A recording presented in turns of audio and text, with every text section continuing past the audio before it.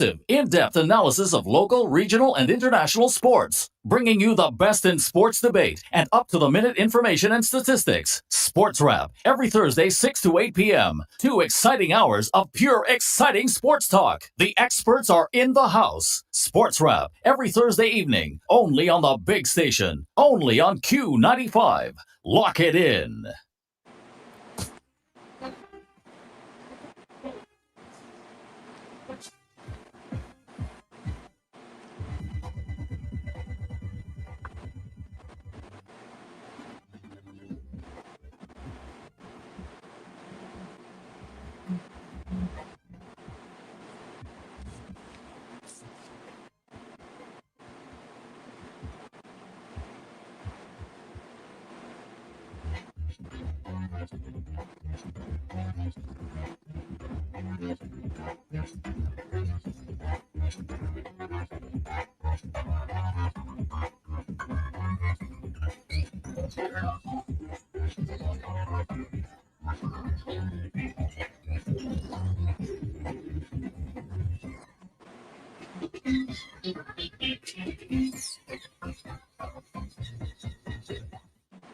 Good evening and welcome to your favorite sports program on a Thursday night, Sports Wrap.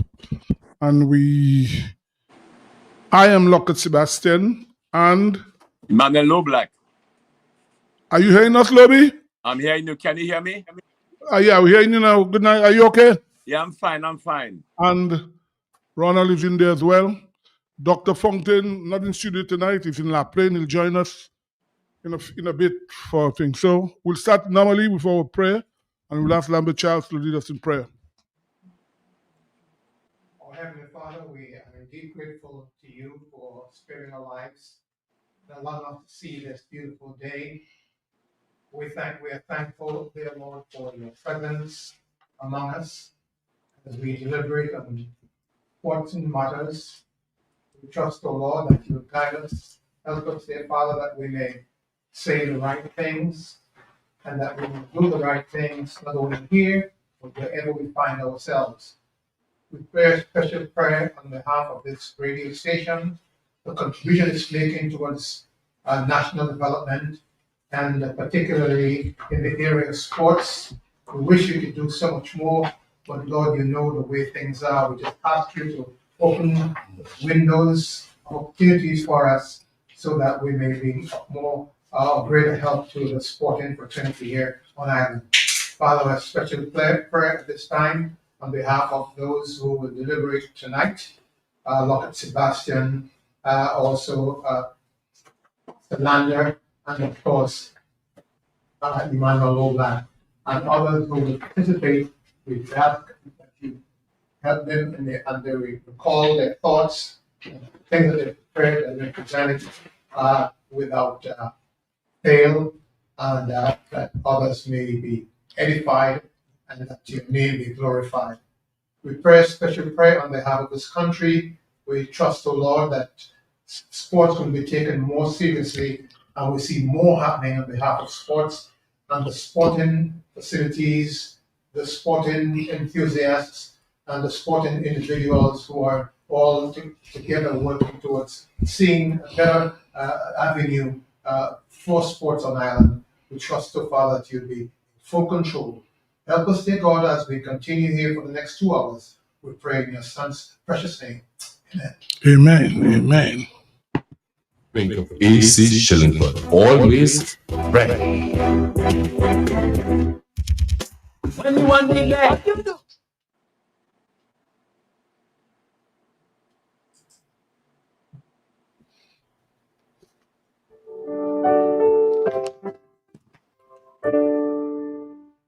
I will come to you in the silence. I will lift you from all your fear. You will hear my voice. I claim you as my choice. Be still and know I am here.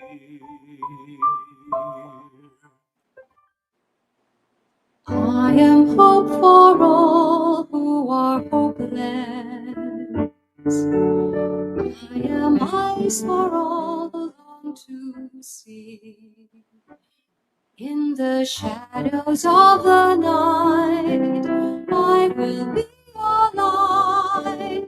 Come and rest in me.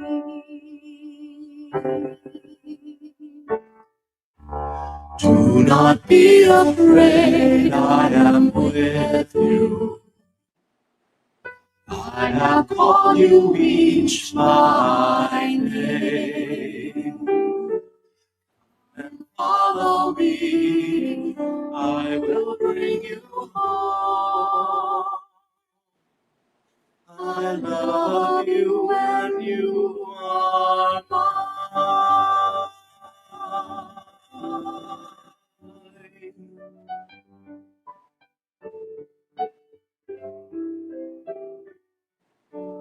I am strength for all the despairing, healing for the ones who dwell in shame. All the blind will see, the lame will all run free, and all will know my name.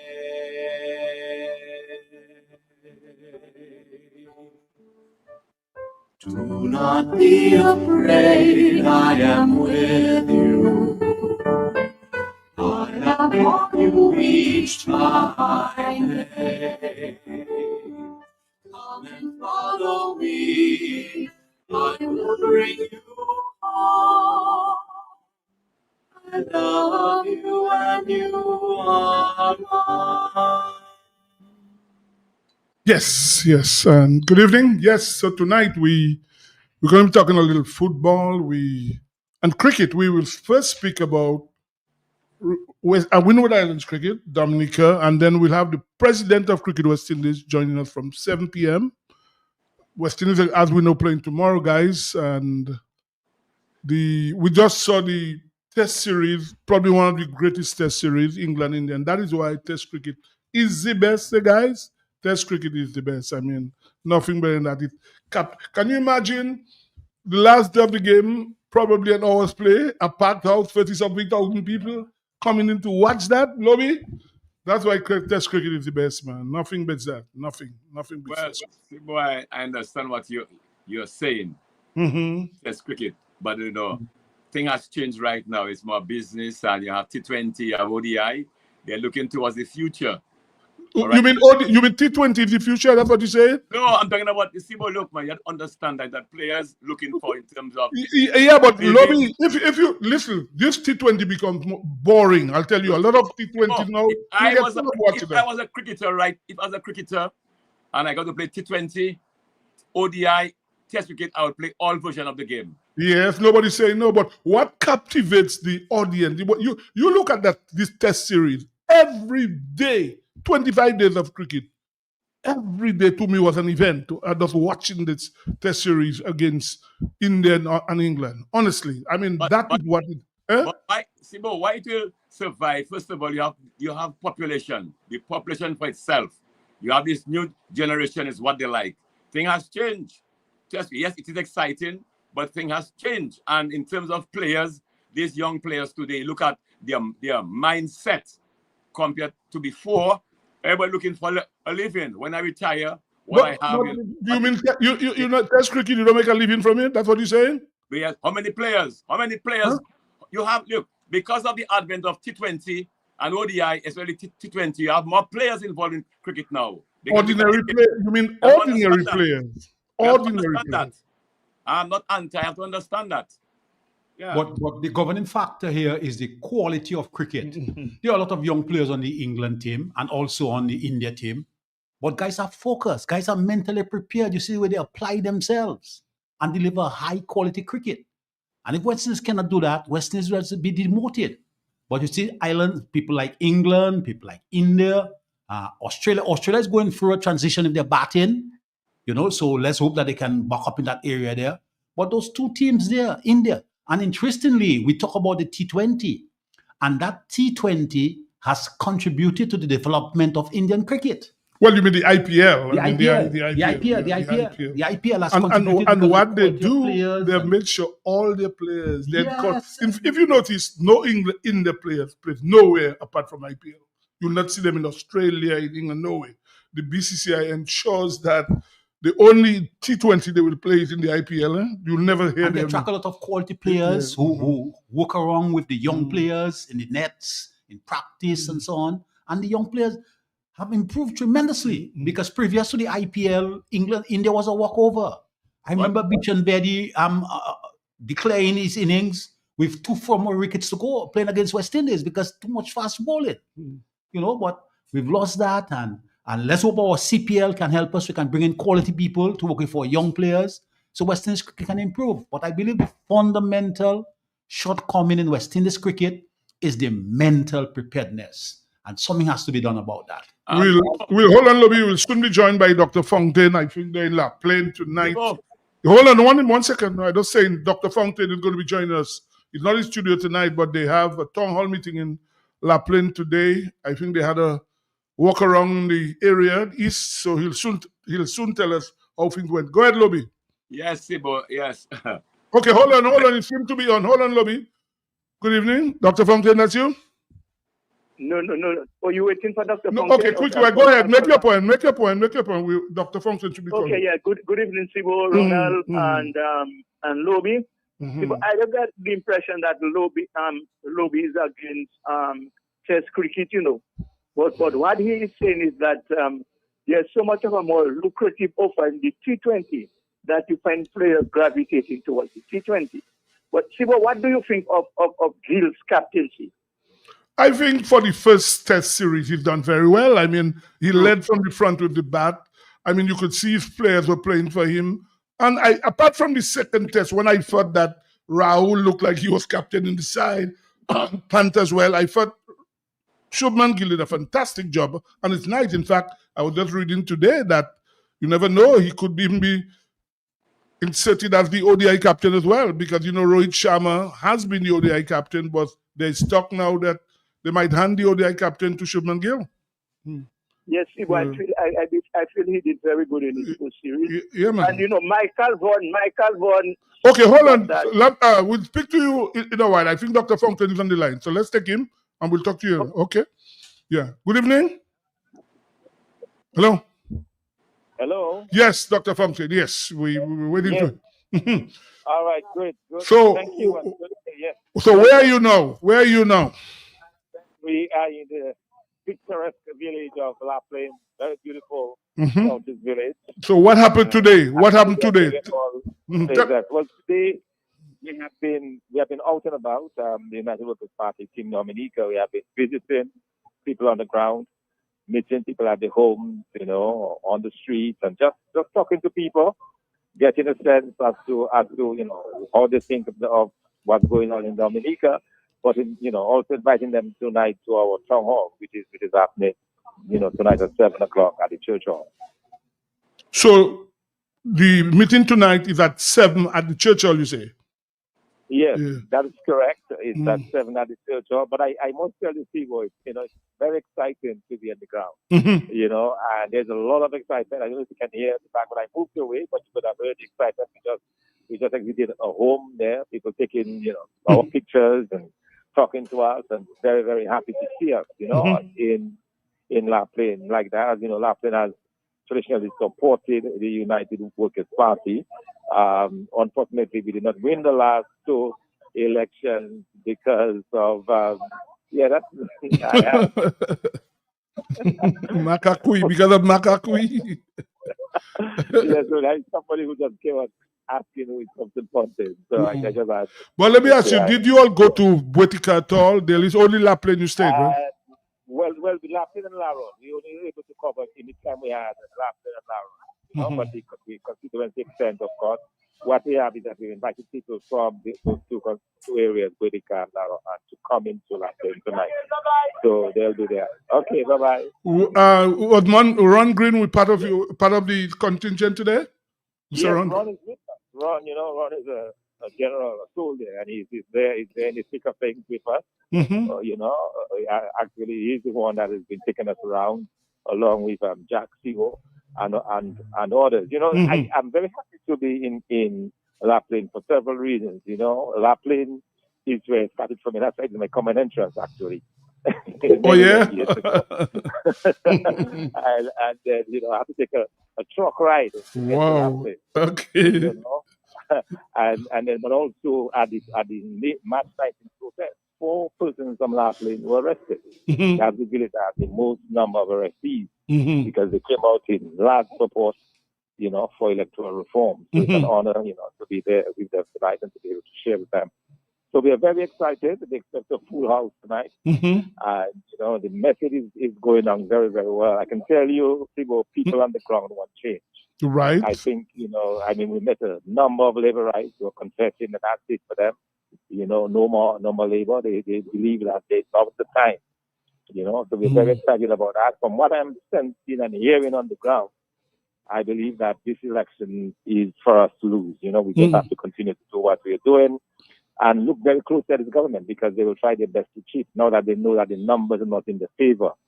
I'm certain they'll be planning how best to deal the next election. We have to be on our P's and Q's. We have to be ensuring that, you know, whatever they do, that we are well aware of it. You know, but I think in terms of the sentiment on the ground, it is looking very good. And I'm very happy that we're able to share those moments, you know, throughout the different villages. But, you know, from interacting with the people, I always want to find out when you go there. I mean, as you know, the economic situation in Dominica is tough. From interacting with the people, what is the sense you're getting from the people? Well, many of them, I mean, people are showing me their land, because as you know, La Plaine of the areas in Dominica that has the most flat land, I think, after Portsmouth. And you're looking at acres and acres of abandoned land. People are saying that they could be planting. They remember their independence. We heard many stories of what happened. In fact, one person told me there was a year 24 new pickup trucks came into La Plaine because of the volume of bananas and so on that was being sold. And then there is one farmer today who said, look at this, I used to be an independent man. Now all my land is just there. Another one says, he has 2 acres of plantains. And everything, nothing is selling. The plantains are just, they're rotting on the ground, and that is it. Imagine having 2 full acres of plantains and you don't have the market for it. So lots of concerns about the unavailability of markets, a lot of concerns about even those who are not, many of them are not even willing to work the land because they fear that there are no markets and that they're really concerned about the economic situation. But these are the kind of villages that would give life to Dominica, you know, and it's very unfortunate that the government has ignored and has neglected agriculture for so long because they've literally sucked out the lifeblood of those communities. And that is what we are seeking to restore, and that's the promise that we're making to the Dominican public, that we will restore villages like La Plaine, because we'll ensure that agriculture has a front and center place in the country's development going forward. Yeah, well, that's nice. I mean, I hope tonight, well, obviously it will be on live on Q95 from 8 o'clock, right?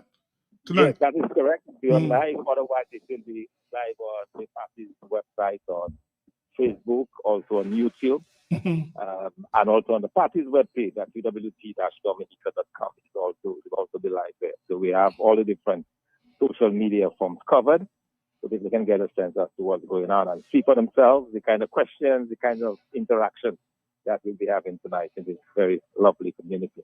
Okay. So you start at 8. So I want to wish you all the best. I hope that a lot of people turn out and hope you have good weather and things work out very well for you all tonight. All right. Thanks a lot. Appreciate it. Okay. Cool. That was Dr. Fontaine speaking to us from La Plaine about the town hall meeting tonight, guys. Yes. Yeah, Lobby, you were saying something. Yes. I just want to add something there in terms of we're looking at West Indies cricket. Look, and where we go from there. See, we will have the president on with us live, so that will be the time we'll ask him questions. That's not Sebastian. India, England, Australia, New Zealand, Pakistan, and the rest. They represent a nation. They represent, when they go out to play, they represent a nation whatever goes wrong, players are dropped. Players play with respect. What has happened to us right now, the board has a lot of over the years. There's nothing. The board over the years, we haven't done anything whatsoever to make the players understand where we came from. There's an interesting program on television. It's called after that famous 1975 series in Australia. All right, the players Lloyd said what they did, they regrouped, and what they became, why they became such a formidable force in world cricket. What we have done, we have ignored the use of our past players. Look at the staff we have. Look at the coaching staff we have. Is the staff adequate? What is being done we have to educate these players, educate them where we came from. We're going to tour, then players return to their respective countries, their respective territories, and that is it. We lost to England, we lost to Australia, we lost to Pakistan. We keep on losing, and life goes on. Something has to be done. Well, as I say, you will have the president there. We'll ask him all these questions when he comes on. I know about the same thing, Sebastian. It's like the same. I'm telling you, people have to look. Where is the headquarters of the West Indies board? Is it in Jamaica? No, in Antigua. Well, if we have to get there and people have to pick it, the people are demonstrating, let them hear the voices of people. We are dissatisfied. It's ridiculous. All right, we were humiliated with 27 runs. Ridiculous. And life goes on as normal.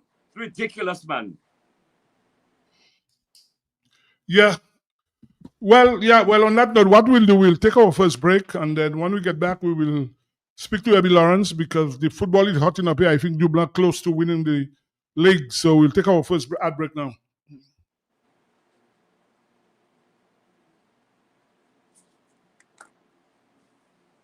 In Roseau, Kima Tabis, you can just walk in and order all your chicken parts, wholesale, and even enjoy retail. It's at AC Shillingford. All chicken parts available that you can afford. Fresh breast, and you know breast is the best. Shillingford wings have muscle. After you eat it, you can fly. As for Shillingford chicken drumsticks, even swinging stars just order drumsticks from Shillingford. And for those of you who love Risapul, AC Shillingford keeps your belly full. Buy your chicken wholesale at AC Shillingford. From wings to thighs to drums to breasts to backs to necks, it's available. It's always available, and it's affordable. Plus, you've got pork feet, ham and turkey, bull foot, chicken nuggets, pepperoni, all those right seasonings to make your kitchen keep on ticking. Buy your wholesale chicken at AC Shillingford. When you think of chicken, think of AC Shillingford. Always ready.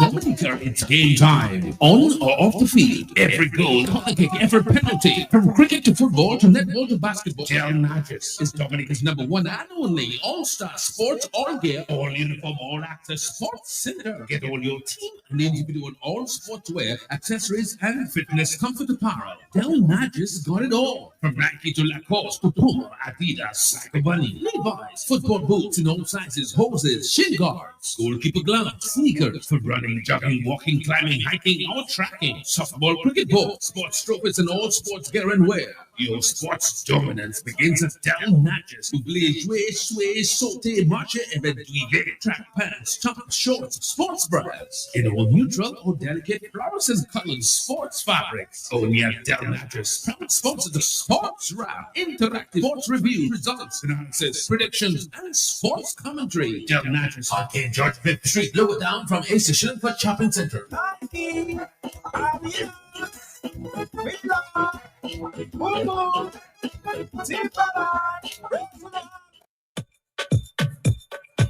The New India Insurance Company has reopened its doors in Portsmouth, offering the same great services you get in Roseau: motor vehicle insurance, home and business owners, fire and related perils, public liability, and so much more.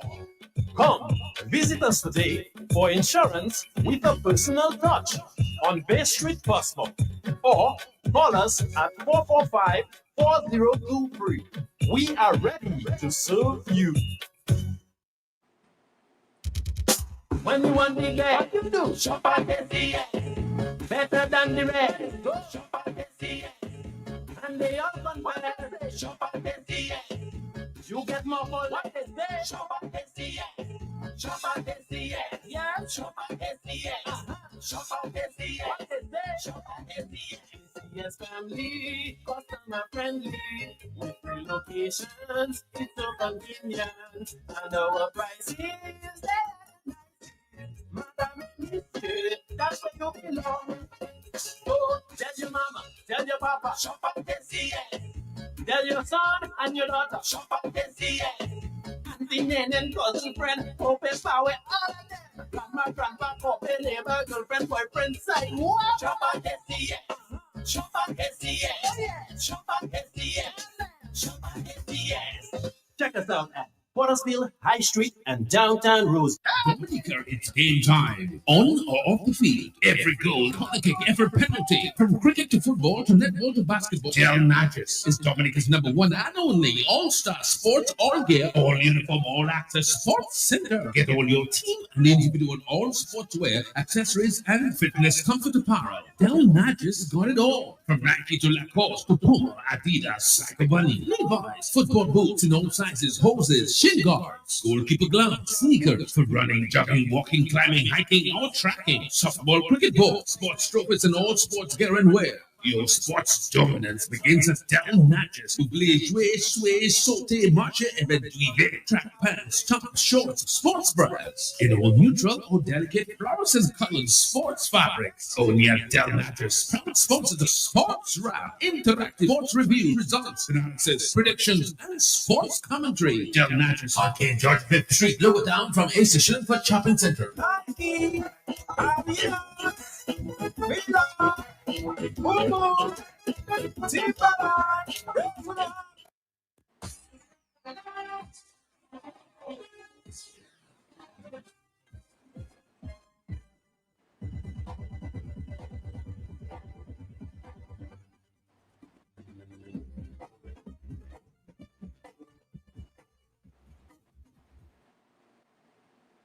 Before we speak to Abby, Shane, good night. I remember I told you I'll shout you out. Good night. So on the line we have with us the PR of the Football Association, Mr. Abby Lawrence. Abby, good night. Good night, Sebastian. Good night to the panelists of Q95 and good night to the many listeners. Yeah, well, it appears that the football season we might soon have a champion, Abby.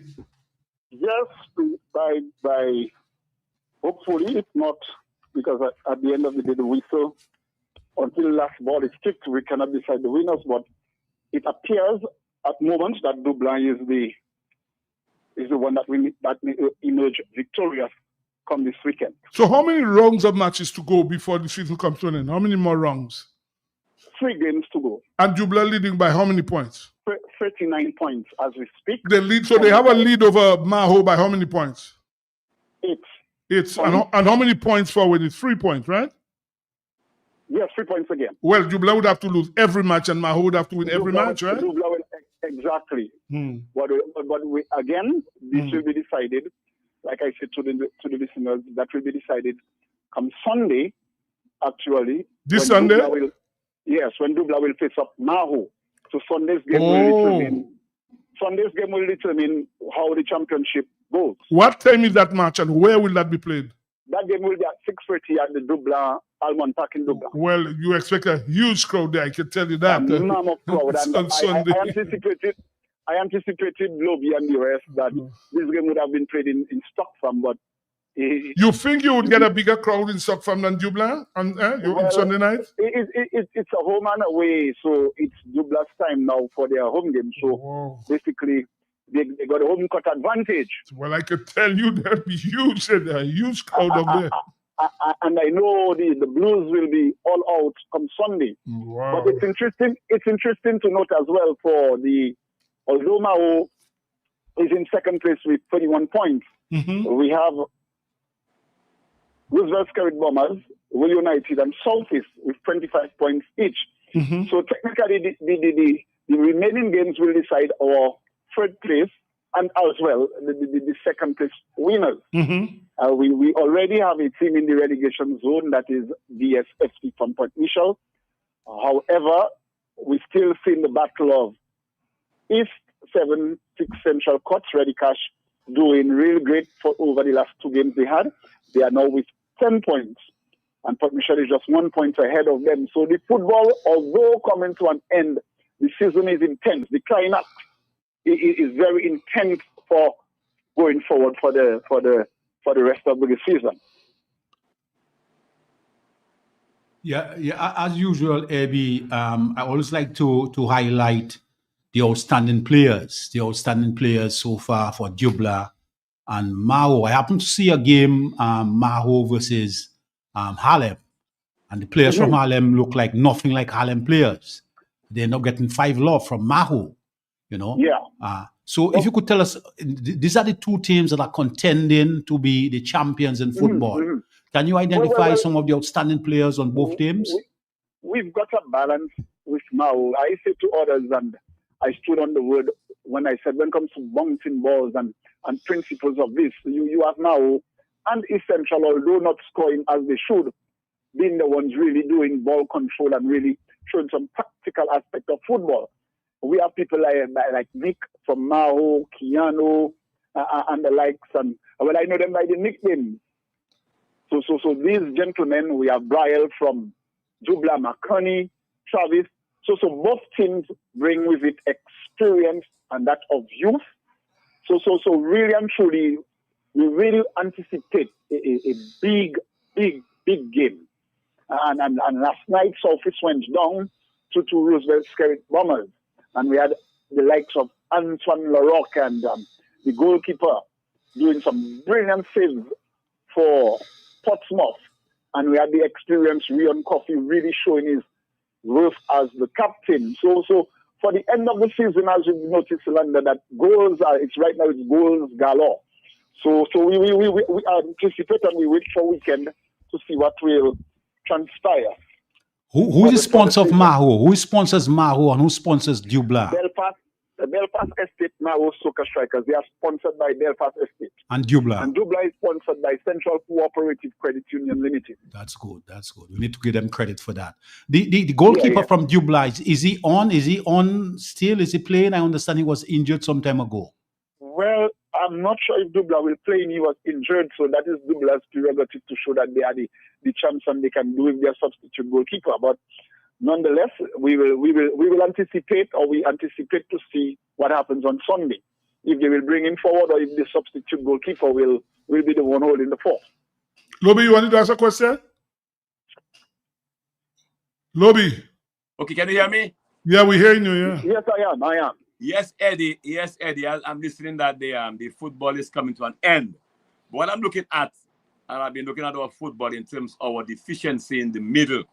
Overall,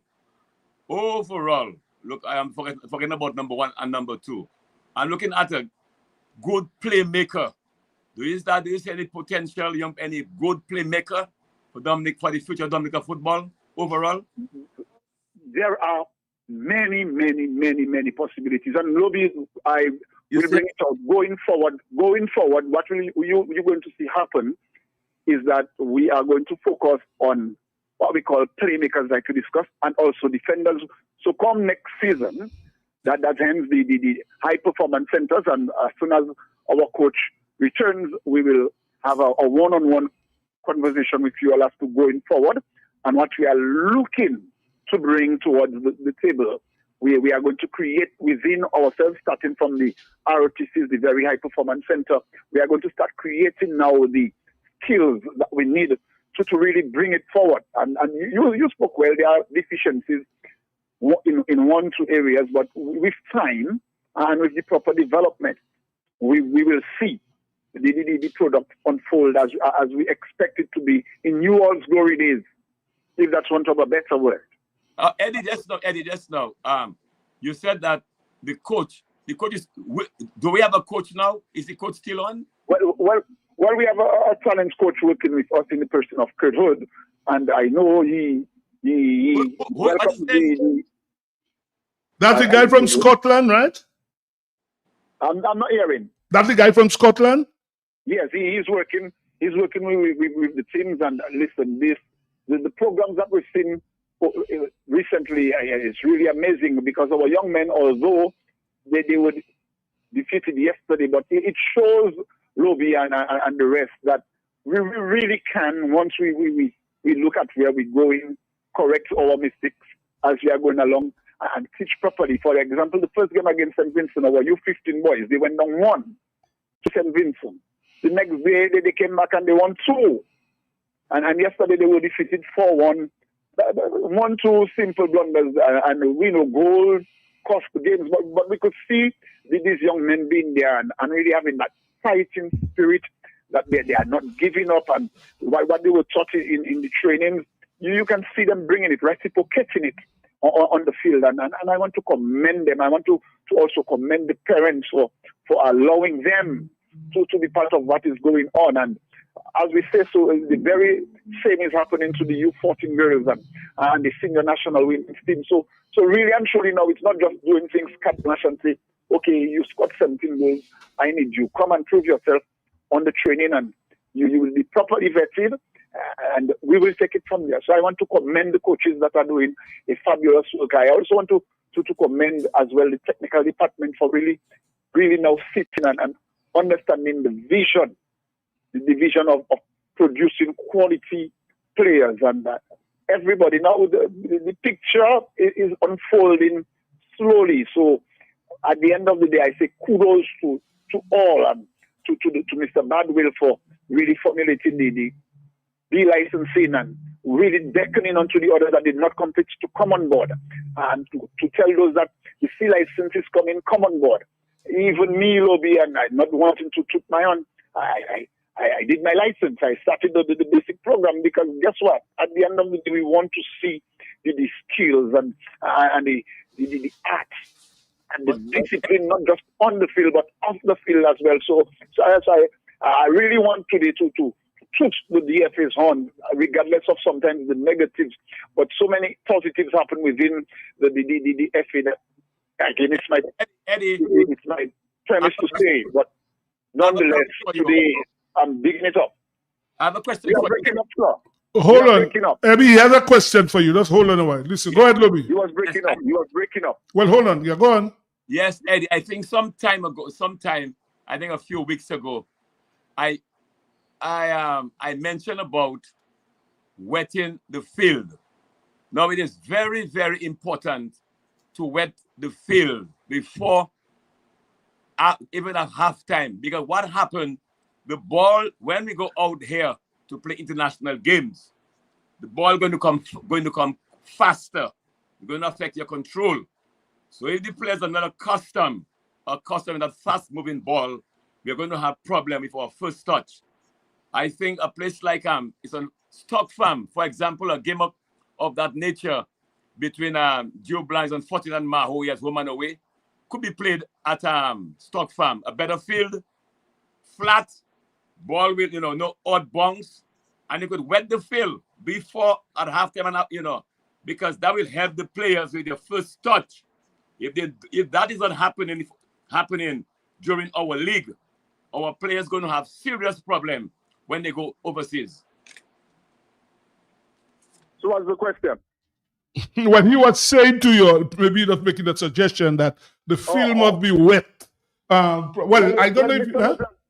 With Mr. LeBlanc, I am not often been on the side of the field to see before the game, but I know for the instances that have been there, I've seen the place being watered, and I know come next season, for sure, there will be measures to ensure that sprinklers are placed on the field to get the perimeters, to get the very field right. So come next year, hopefully the Lord spares. We will see new features coming towards the Stock Farm facility. Okay. All right, Abby, thank you. So obviously we'll speak to you next week. You'll tell us what happened Next week the Lord permits, you may have us in-house to really... Okay, no problem. Yeah, we'll talk about Sunday's match and everything else, okay? All right. Thank you. Bye. Now, guys, before we get to the Cricket West Indies president, we need to speak a little about Dominica cricket. You know, the tournament just finished recently in St. Lucia. Well, I don't know what they call it. They say it's a tournament because I don't understand if you play 4-1 games, if there's a tournament. But I don't understand the tactics that was going on in St. Lucia. Take, for instance, the first game against St. Vincent. I think Dominica bowled first. They conceded over 400 runs. The next game, they won the toss against Grenada, batted first. They made 350. 2 days later against St. Lucia, they won the toss again. They batted first. They made over 300.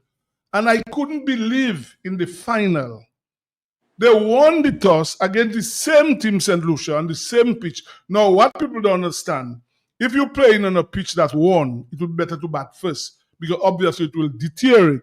Dominica wins the toss in the final and lets St. Lucia have first strike. St. Lucia scored 400 again.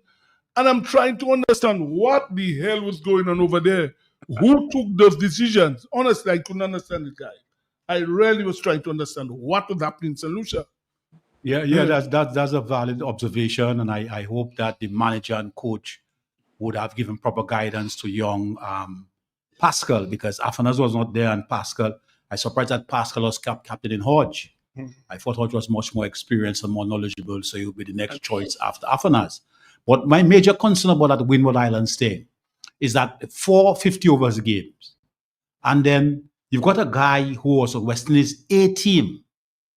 And on the basis of those 4 games, how did he play? Did he play that bad that he cannot make Windward Islands team? In fact, he was the second highest wicket taker in the tournament. And you know, I made the point to somebody, you know, recently, well, all Dominicans were upset about what happened to Ali and Kavem Hodge.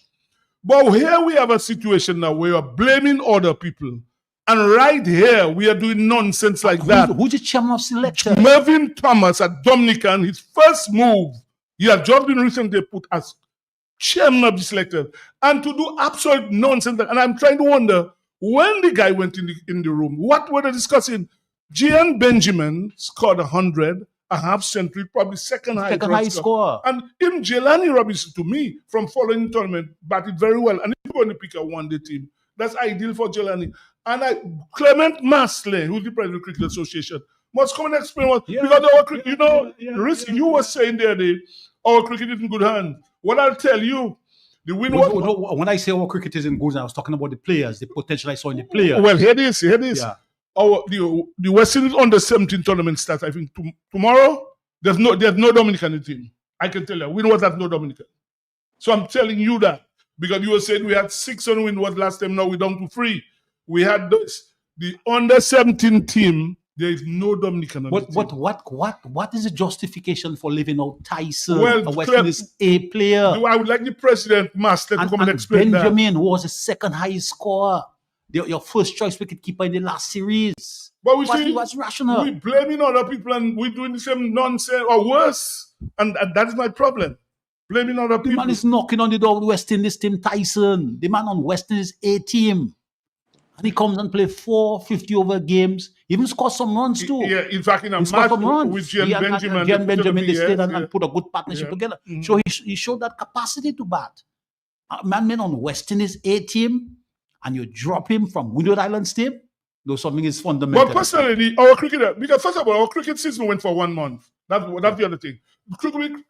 What's happening there? They were depending on a T10. It didn't take long. And nothing happened in cricket, Dominica. Nothing. What is happening? Nothing. A cricket season went for about 5 weeks, starting at 1 o'clock in the afternoon. The president must come and explain what are they doing for cricket. That's what you need to explain. Because it's just foolish. And that has annoyed a lot of people. What has recently happened. A lot of people are upset about it, I can tell you that. A lot of people. Because I don't understand it. People need to come and explain it. We cannot just have foolishness like that going on and nobody says anything. Nobody says. Hold on, we have a caller. Hold on. Not you. 1 minute, Lobby. Yes. Good evening. Yes, Sibo, good evening. Yes. I didn't follow the Windward cricket at all. I hear you talking about 50 overs. You mean they didn't play then no more 2 and 3 and 4 matches again? No, 4 matches and that's it. You play and that's it. Tournament done. No, yeah. That's it. And then I hear you talk about scores of 300 and 400 in 50 overs? Yes, and Grenada scored Not Grenada. St. Lucia scored 400 against us. St. Vincent scored 400 as well against Dominica. But what kind of bowling is that in 50 overs in 400 runs? But that is unheard of, man. Well, yeah, well, it happened once, South Africa and Australia. You remember once? Both teams scored 400.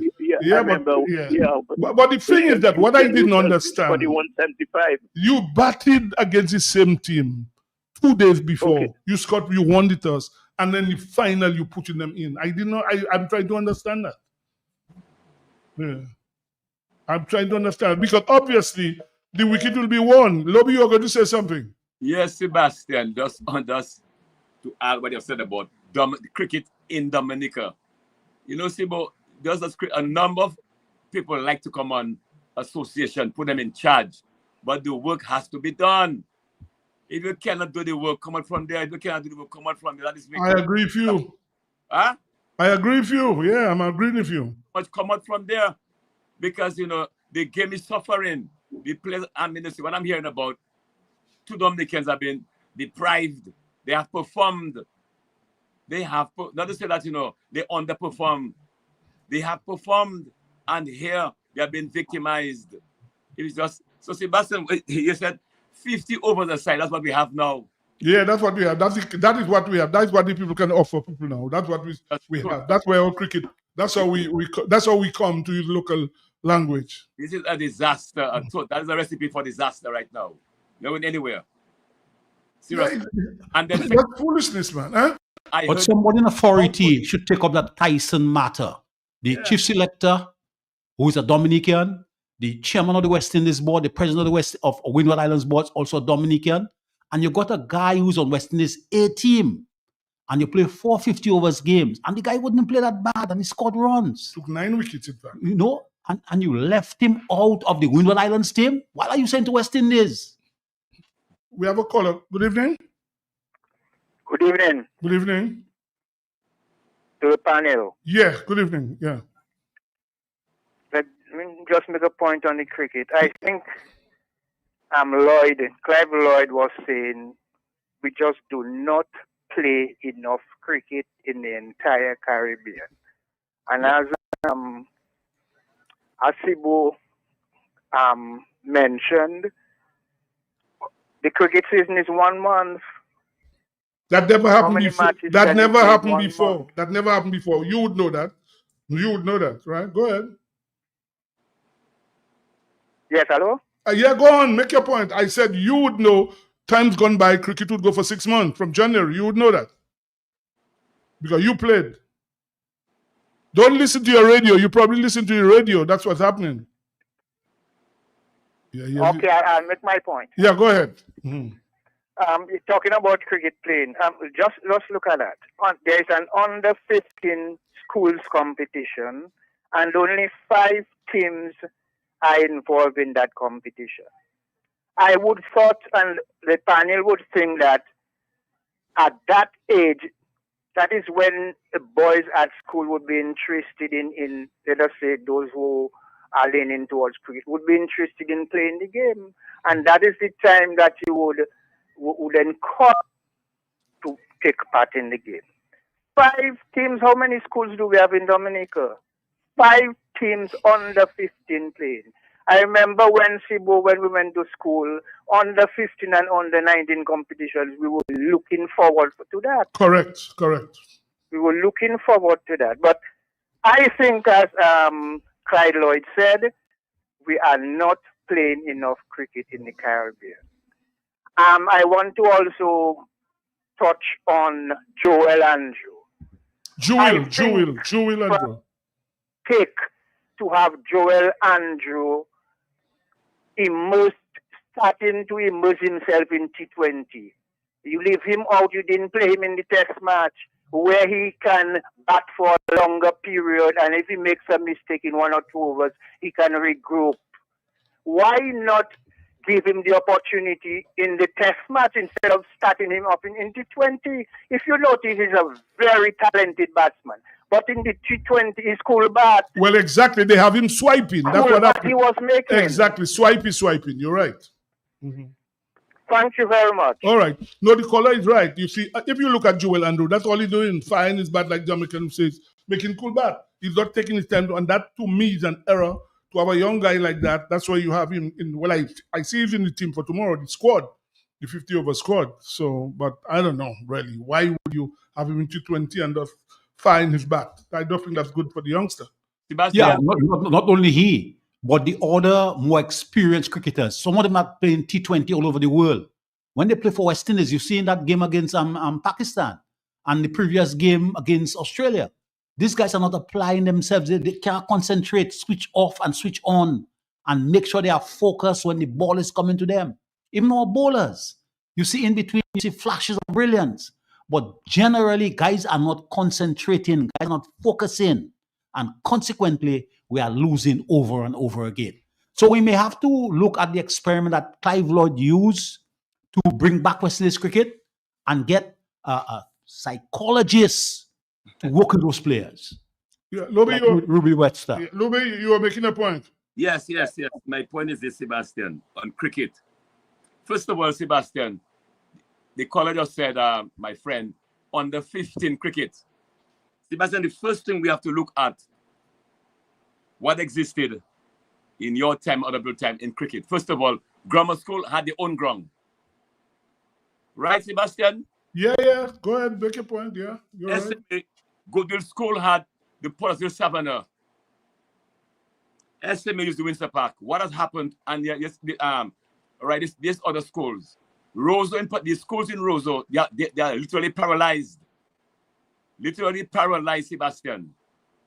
Then you have PSS, ITSS, Cassie Bruce, and West and the college. These teams have access to a field. But the schools in Roseau and Byron, Sebastian, and Grant, they are paralyzed. Grammar school was a force to reckon with in those days, Sebastian. We are losing a lot of talent there. But again, Grant Bay has a ground right there. Goodwill. Right. And they have a whole set of children that didn't take part, and that is a cause for concern. In fact, I just said to you, Dominica has nobody on the winners under 17 team, and that is where players. Yeah, nobody. The tournament starts tomorrow. What? The 10th starts tomorrow or Saturday. We have nobody on that team. In fact, a senior Fountain would have been on that team, but he has to go to prepare for some under 19 West Indies under 19 matches against Sri Lanka coming up soon, preparing for next year's World Cup. So he would have been the only player. We have nobody else. And when you don't have people playing under 15 and so on, that is what will happen. That's what will happen. And something has to be done. And as I say, you cannot have a local season going on just over a month. And it's done. And you don't hear anything. There was supposed to be a T10. It's not on. Upakatena, like no cricket in Dominica. No cricket at all. Besides sports rap, I agree with Lander. Questions must be answered for the omission of Tyson and Benjamin. We as we said, we spoke about Hodge and Afanas. We went relentlessly. But here and Dominicans on the whole were upset with what happened. But here now we say that and look at what's happening right here. Yes. We're doing it worse than them. And we're complaining. Because the other stations that must come up, DBS, Q, all right? Something has to be done. The voices must be raised. Questions have to be asked.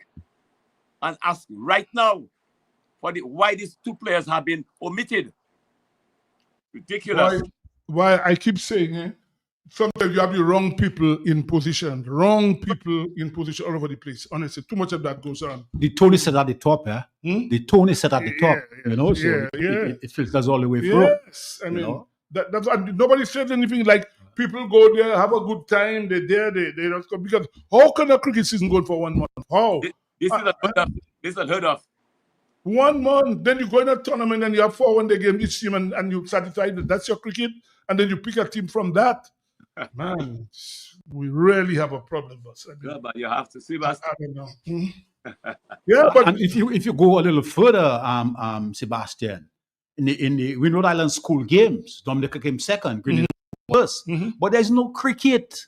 No cricket in the Windward Island school games. All that as well. That stopped Lander because first of all, what happened? There was cricket, but realized during that time of the year, the rainy season, and games were never completed, so they had to drop cricket, and that's why they brought in volleyball, All right, and But basketball. cricket is one of the most important sports. It has been and it continues to be one of the most important sports. Well, people like Irving Chillingford in Babs Eye, that's what they were seeing in inter-school cricket. Irving, that's where Irving was spotted when he played inter-school cricket.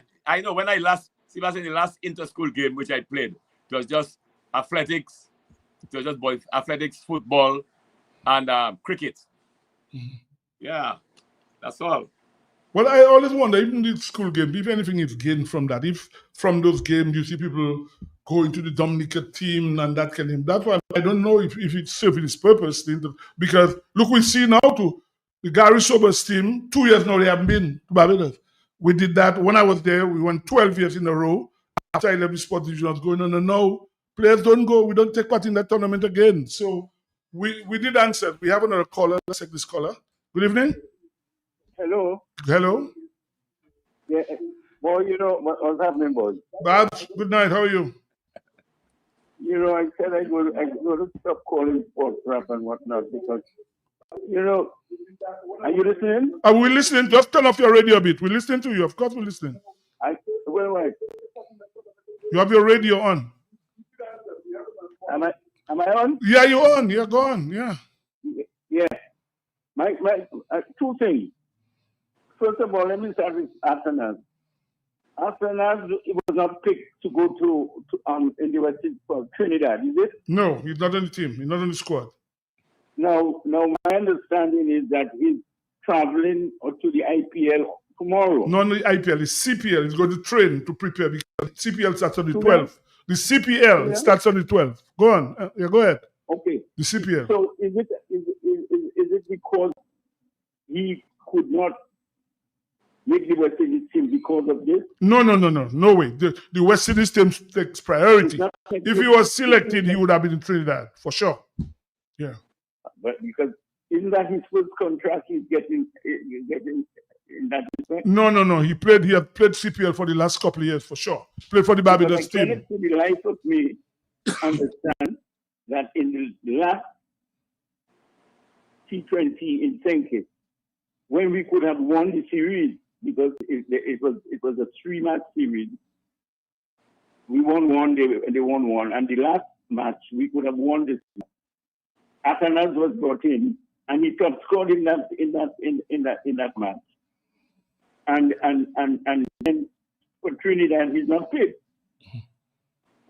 Well, that's the Trinidad is a different format. Babs, that's the 50 overs ODI. That's tomorrow afternoon, 2:00. To me, that is that. Now, my other thing is, we're talking about sports and whatnot. My own personal view is that I have nothing against decentralization of sport. But we have gone to the decentralization of sports in Dominica to the extreme. Mm-hmm. And that is what is based on what I said in sports in Dominica. There was a time when Dominica dominated cricket in the Windward Islands. We had about 7 fellows in the Windward Island team. You're forgetting that when our cricket was centralized and everything was played in the islands. Now cricket is decentralized to the extreme. And then we have some young fellas there. They play like in this last tournament they had in St. Lucia. There's a fella there that got some century. Was it Benjamin? Yeah, Gian Benjamin. Yeah, Gian Benjamin is his name, Babs. Babs, are you there? We lost him. We lost him. Okay. What we'll do now, guys, let's take a break so that by the time we come back, the Cricket West Indies president should be with us. So let's take a break now. Oh, we have a caller. Good evening.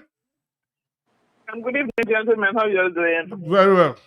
Ibo, for the past 20 years in Dominica, Dominica have had a real sports minister that is interested in sports.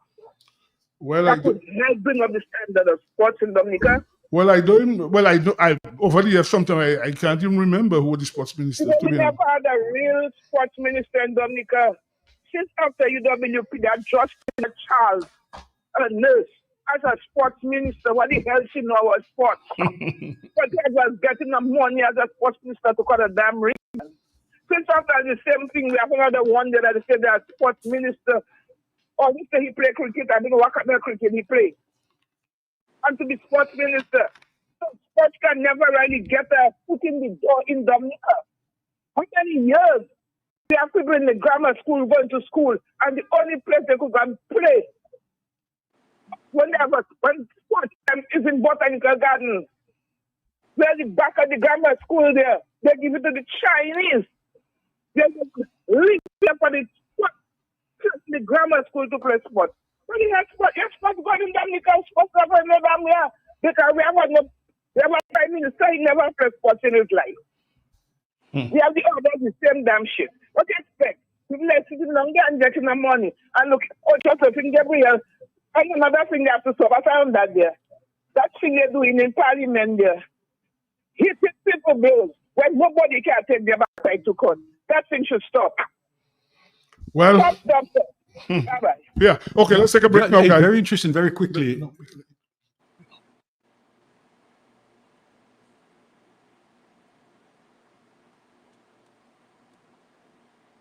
Looking for a quiet, relaxing place to stay?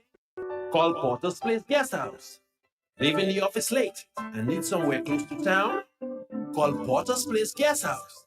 Have business clients coming in and need accommodation? Call Porter's Place Guest House. Looking for group accommodation? Call Porter's Place Guest House. Located at 37 Group Road in Portersville, upstairs ACS Supermarket. Enjoy our semi-self-contained rooms with private washroom, bathroom, Wi-Fi, air condition, cable network, mini refrigerator, all in a non-smoking environment. Call or WhatsApp at 1767-275-1899 or email us at info@portersplaceguesthouse.com to make your reservations. Porter's Place, your home away from home. Fit for a king, a queen, and all their royal subjects.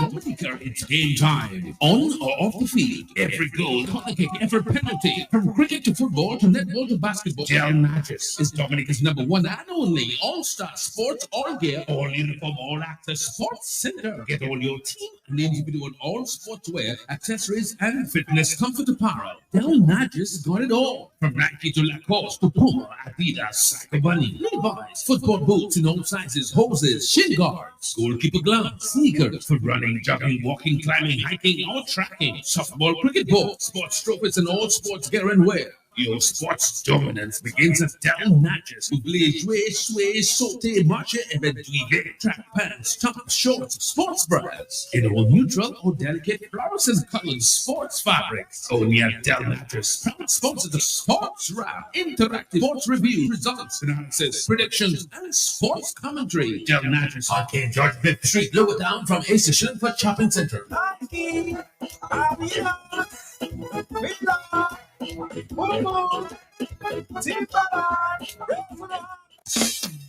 Dominicans, enjoy your property, protect your property. You homeowner and businessman, protect your property, enjoy your property. Can't wait for the hurricane, can't wait till your flood again, can't wait till your roof fly out and all your business coming out. Remember, no insurance company will insure your property when a storm is approaching. Get ahead of the hurricane season.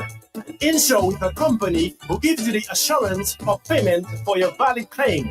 Come speak with us today at the New India Assurance Company Limited, upstairs AC Shillingford and Company Limited, 24 King George Street, Roseau. Bring along an up-to-date valuation from a qualified engineer and get insured today. When you want the leg, you do shop at SCS. Better than the rest, go shop at SCS. And they all gone well, shop at SCS. You get more for what they say, shop at SCS. Shop at SCS, yeah, shop at SCS. Shop at SCS, what they say, shop at SCS.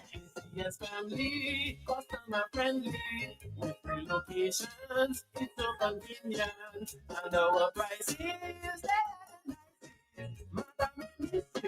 That's where you belong. Oh, tell your mama, tell your papa, shop at SCS. Tell your son and your daughter, shop at SCS. And auntie, and cousin, friend, open power, all of them. My grandpa, couple, neighbor, girlfriend, boyfriend, side. Chop and get the air. Chop and get the air. Chop and get the air. Chop and get the air. Check us out at Pottersville, High Street, and downtown Rose. Dominica, it's game time. On or off the field. Every goal, corner kick, every penalty. From cricket to football to netball to basketball. Del Natchez is Dominica's #1 and only all-star sports, all gear, all uniform, all access sports center. Get all your team and individual all sportswear, accessories, and fitness comfort apparel. Del Natchez got it all. From Nike to Lacoste to Puma, Adidas, Psycho Bunny, Levi's, football boots in all sizes, hoses, shin guards, goalkeeper gloves, sneakers for running, jogging, walking, climbing, hiking, or tracking, softball, cricket ball, sports trophies, and all sports gear and wear. Your sports dominance begins at Del Natchez. Oubliez jouer, sway, sauter, marcher, éventuer, track pants, tops, shorts, sports bras, in all neutral or delicate fluorescent colored sports fabrics. Only at Del Natchez, proud sponsor the Sports Wrap, interactive sports review, results, analysis, predictions, and sports commentary. Del Natchez, Arcade George 5th Street, lower down from A Station for Shopping Center.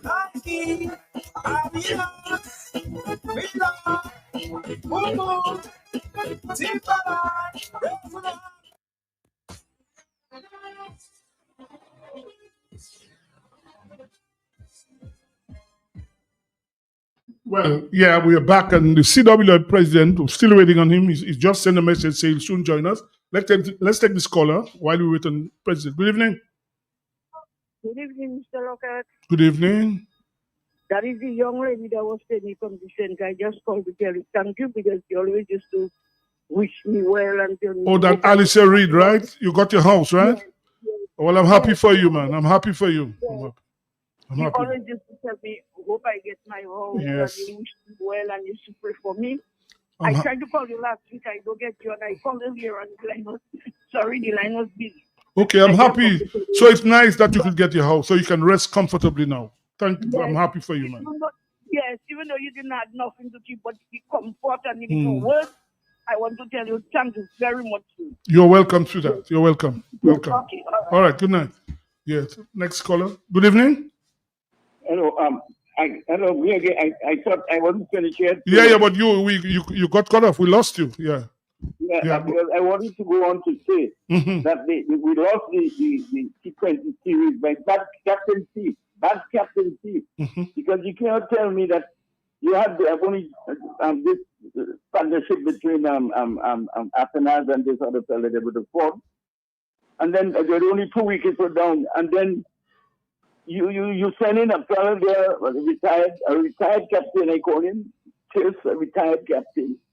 And you have fellas, all you needed at that time, there was to send in a fella like the fast bowler from Guyana, who bat there. Shama Joseph or Shepherd, you mean? Shepherd? Romario No, Shepherd? the fella there, he won a thing there in IPL there. Romario Fast bowler. Shepherd. That's what I'm telling you. Romario Shepherd. Shepherd. Yeah. I mean, from the time when Athenas got on, all you needed was a fella to go there and add up some morons there. You send this fellow there, what's his name? The retired, I call him the retired captain. Jason Holder, you mean? Jason Holder. And that's not from his sir. That T20 is not from his sir. And he went in there and then he had to retire hurt and so on. Oh, you mean Chase? It's Chase who retired out. Chase retired out, not hurt. Because he couldn't go back and bat. If you retire hurt, if you retire hurt, you can go back to bat. But retire out, you can't go back to bat. I know, but what you have to look at is the captaincy. We haven't had a good captain for the past long while, man. I don't know, man. I don't know. It's something else. And I made the point the last time before. I made the point that they didn't want to pick Athenas because he didn't want to prove them wrong. And I think I was right. When they brought him in, he top scored with 60. And now you drop him again. And what about Hodge? Hodge is just there. You bring in all kind of fellas. And Hodge, something is wrong, man. I don't know. And my last thing, I mean, nobody, no association, government, nobody is making a noise for these two boys. Well, we have a president. The president of the Cricket Association must speak. when they dropped Holder in Barbados, the Prime Minister of Barbados went all over the radio and said how they could have dropped Holder, what's his name? The fella there, man. Hodge? The all-rounder there from Barbados. Jason Holder? No, he's Holder, the one that is playing now, man. Which one, Vab? Just Jason Holder? Ruston Chase. Ruston Chase. Chase. Huh? Chase. What's his name? Ruston Chase, Babs. He played in the last thing there. Chase. Well, Holder played as well, both of them. Anyway, Babs, when he was blocked, Prime Minister Motley went on radio publicly and said how he could have dropped him, and so on, and they brought him back. Nobody's making any formal noise for these two boys and young fellas as if they are. Something. And no statement, formal statement from the Association fighting for these two boys because they have not served, in my view, to the extent of what they're doing them. Okay? Okay, Babs, thank you. All right. you. Okay, I think we're now joined by the president of the Cricket West Indies. Is he on? Good night, sir. Not us yet. I say, good night, gents. Good night. Yeah, because we were wondering if you got locked up in St. Vincent for not being at the emancipation thing. Well, that's why we were worried about that. No, man, I will never get locked up in St. Vincent. I can guarantee that. Well, because I said that last weekend your prime minister had this big thing in St. Vincent and you went AWOL, so he will look at it as you're not nationalistic, that your prime minister said. No, man, once it is cricket, I'm available and very supportive. Okay, right. Well, I heard from your vice president, by the way, not too well, and you would know that he seemed to have the flu. He called me earlier on, and he seemed to have the flu. Well, let's get straight to it, Mr. President. I mean, you were there 2 weeks ago. We only have about 45 minutes. Let me start first with the T20s. West Indies, the T20 format was arguably our best format in the last so many years. We've lost probably 19 out of 23 matches in the last year or two. What is it your board is going to do to try and... The World Cup is a few months away, so we have to start getting ourselves ready for that. Have you decided what you're going to do with the coaching staff, or the plans you have for the team? Have you all done anything, Mr. President?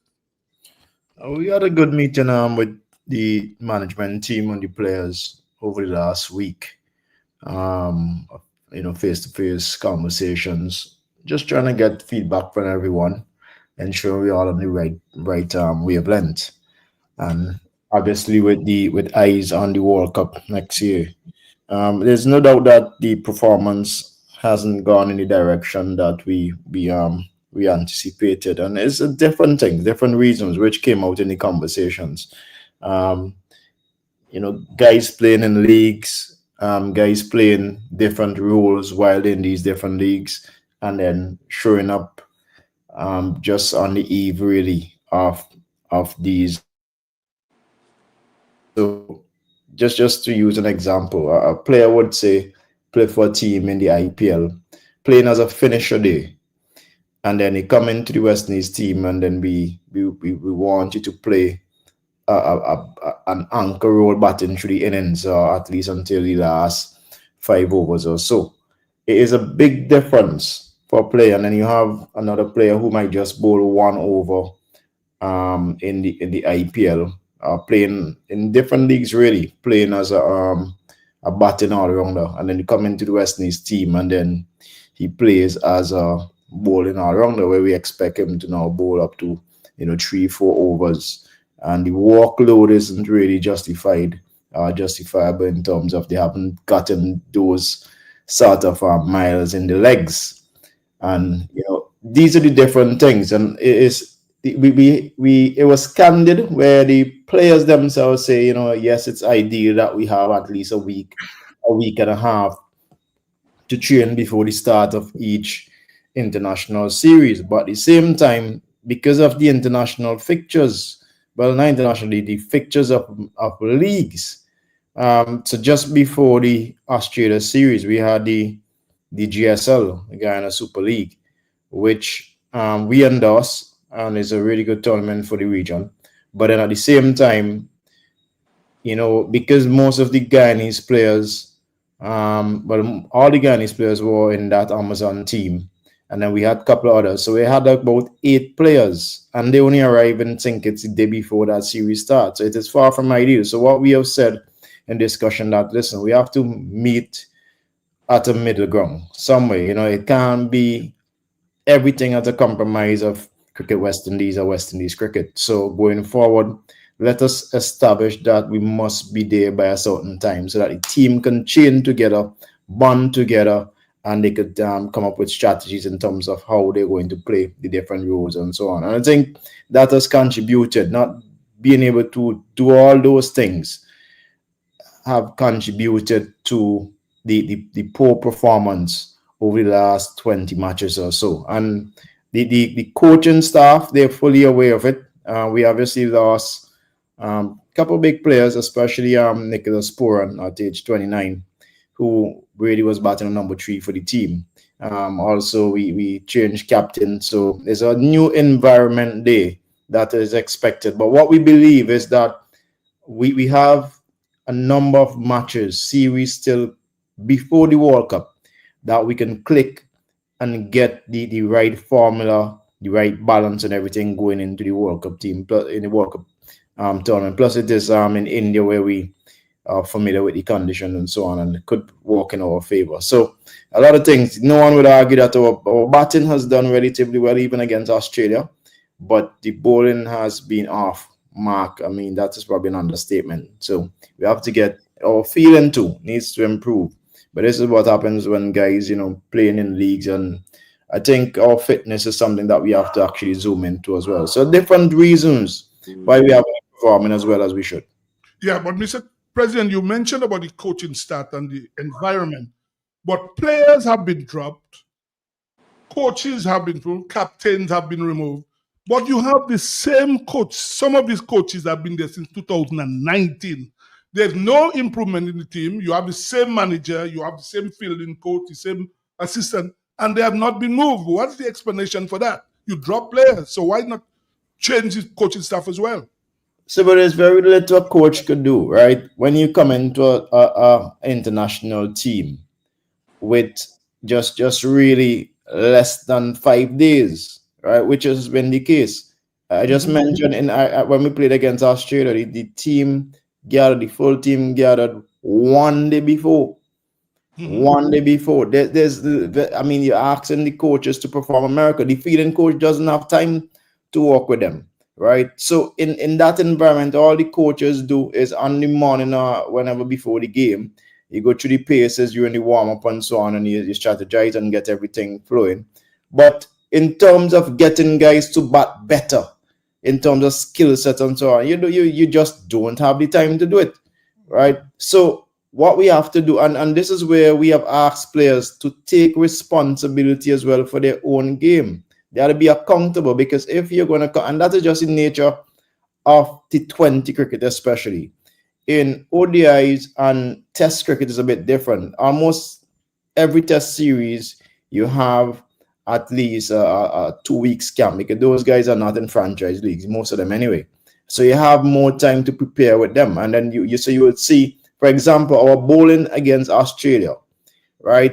Ravi Rampal, relatively new in the role as bowling coach, he had the bowlers working with them for a period of time before. In fact, even before they land together, he was already working with Shamar Joseph, ensuring that he got enough miles in his legs going into the series, putting him in the team tour and so on, and to ensure that he gets enough rhythm and so on by the time he hits the Australia series, right? But the T20 guys, it has to be compromise on both sides. Yes, we want them to earn, but also, you want to be available. Just think of team dynamics. And you guys know cricket well. It is difficult for you. You're going to start getting that bond, right? And peaking probably from about the third game if you're going to come together as a group 1 day before series. By the time you win 2 matches down and you lose, and then you the momentum against you. So we already discuss it and discuss a solution, which is, we just have to be very, and we don't want to be hard and fast because, again, we don't want to restrict guys of the trade, but it must come we must strike a balance because you're going to play for West Indies, right? There must be sacrifices.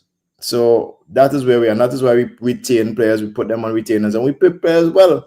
I saw some time ago where people made the suggestion that our players are not paid well. No, well, I will agree with you that that is not true. The players are very well paid. I mean, so that is why I will ask you then, because let's be fair, when you look at the West Indies players, they're very well played, not as well as Australia or India. But the point is, a lot of these guys find they go other places when they should be playing for West Indies. Too often that has happened when West Indies that has happened the way West Indies is playing a match and the same night somebody's playing somewhere else. And that does not right, honestly. And you don't see it with the other teams. And one of the reasons why we decided to go back to one coach across all formats was that because we believe that with a common coach,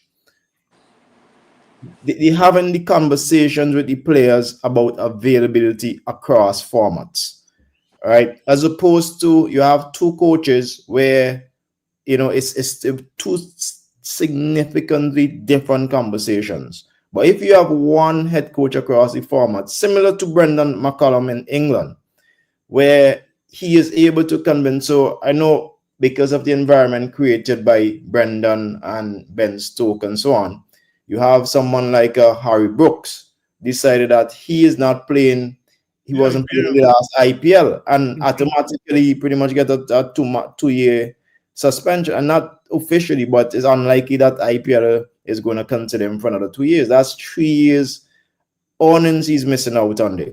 But because of the conversations he would have had with one Brendan McCullum and the same captain in terms of the ODI, the test, and then he is obviously the captain of the white ball now, he has been able to reach at that comfortable stage of just making the decision that he is making the sacrifice for England.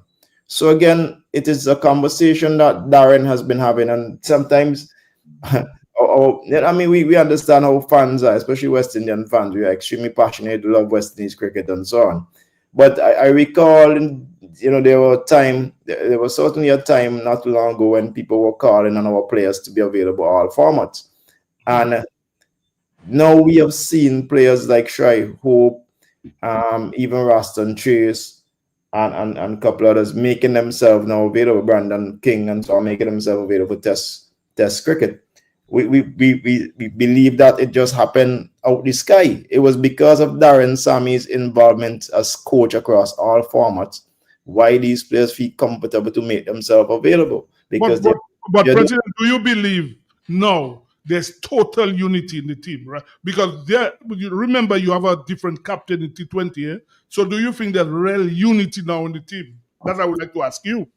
It's quite normal, very common, that when you change leadership within a team, especially captain, it's going to take some time because it's different personnel, different characters and so on, and you have to make adjustments. So you're going to naturally go through that period where you have to readjust, and I think that is what we have gone through in the last couple of series. Hopefully now we are at the tail end of that, where the transition is almost over, and we are quite hopeful that we'll see improved performances once we get past the line. But that is quite common, Sibo. Yeah. Well, let me ask you, I read a quote, I don't know if that is a fact, if it's attributed to you, where you reported to have said that we have a lot of raw talent, but don't have good infrastructure to turn them into great players. Did you really say that? I don't think I said great players part. We do have Shai Hope is a great player, right? Nicholas Poran, and we have had great players over the years. So why I want to say that, because you say because we don't have the infrastructure, that's why they have not. I certainly made that point that our players in our cricket would be more consistent if the infrastructure were to improve across the entire region, and it should. I don't understand why we find it difficult to accept that reality, right?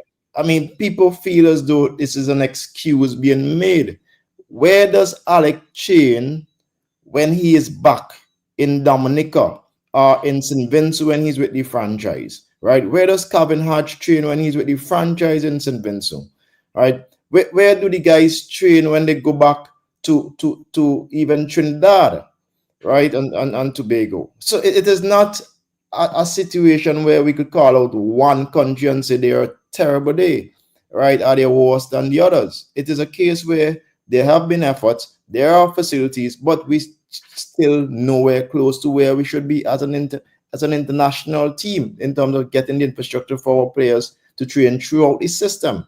I made the point recently on a different program that Chris Daring, our CEO, Chris recalled, and he shared it with us, that when South Africa hosted the World Cup years ago, that was before the 2007 World Cup that we hosted in the Caribbean, he was out there and they presented to him the list of the venues that West Indies was going to train. And then the training venue for us was a high school in South Africa.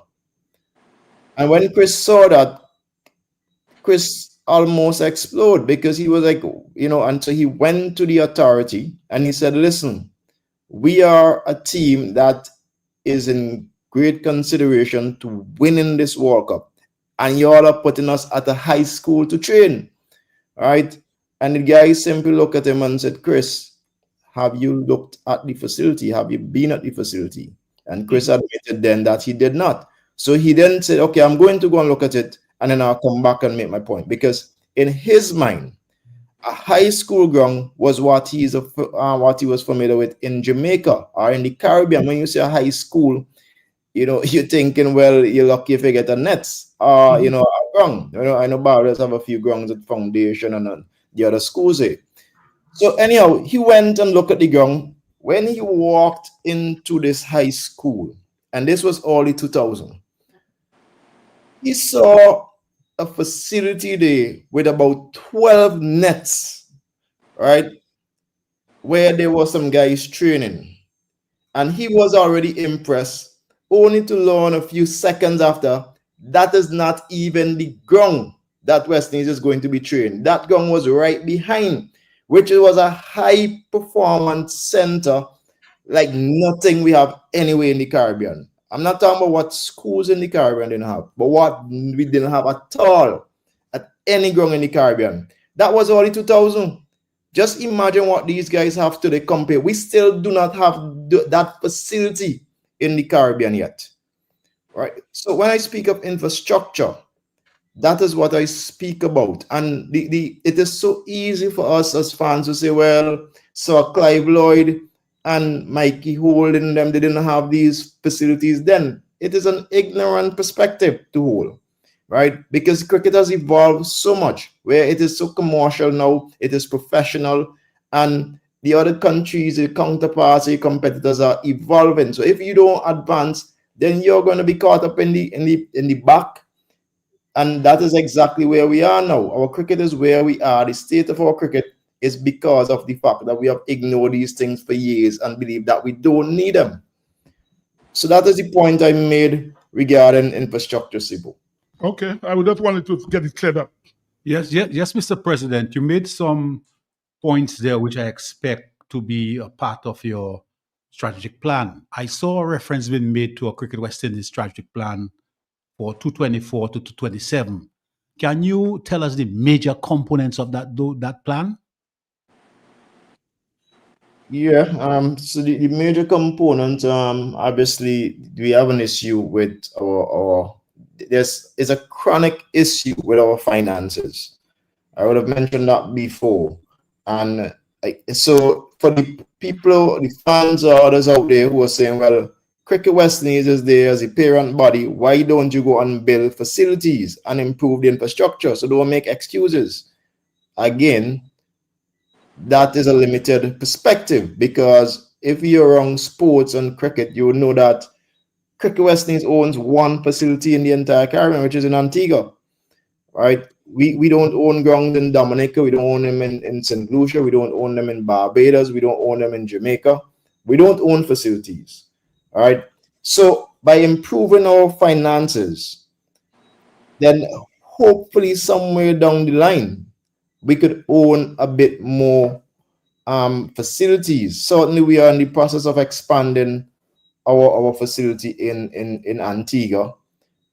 We have a business plan to develop that Coolidge Cricket Ground into a very commercial site that would generate revenues so that we could reinvest in the development of cricket. The intention is to have as much of our young cricketers, emerging players, they hopefully throughout the entire year, because we need to have that high performance center day, right?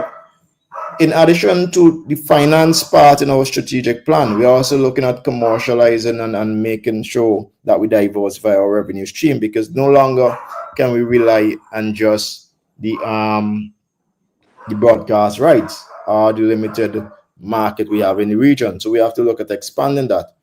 And there are others, cricket development, because we want to ensure that we have high performance and create a pathway, and that is expanding, and we are looking at the franchise system that we have that is not working as it should, and different things. So those are the main things, governance structure and all that is in the strategic plan as well.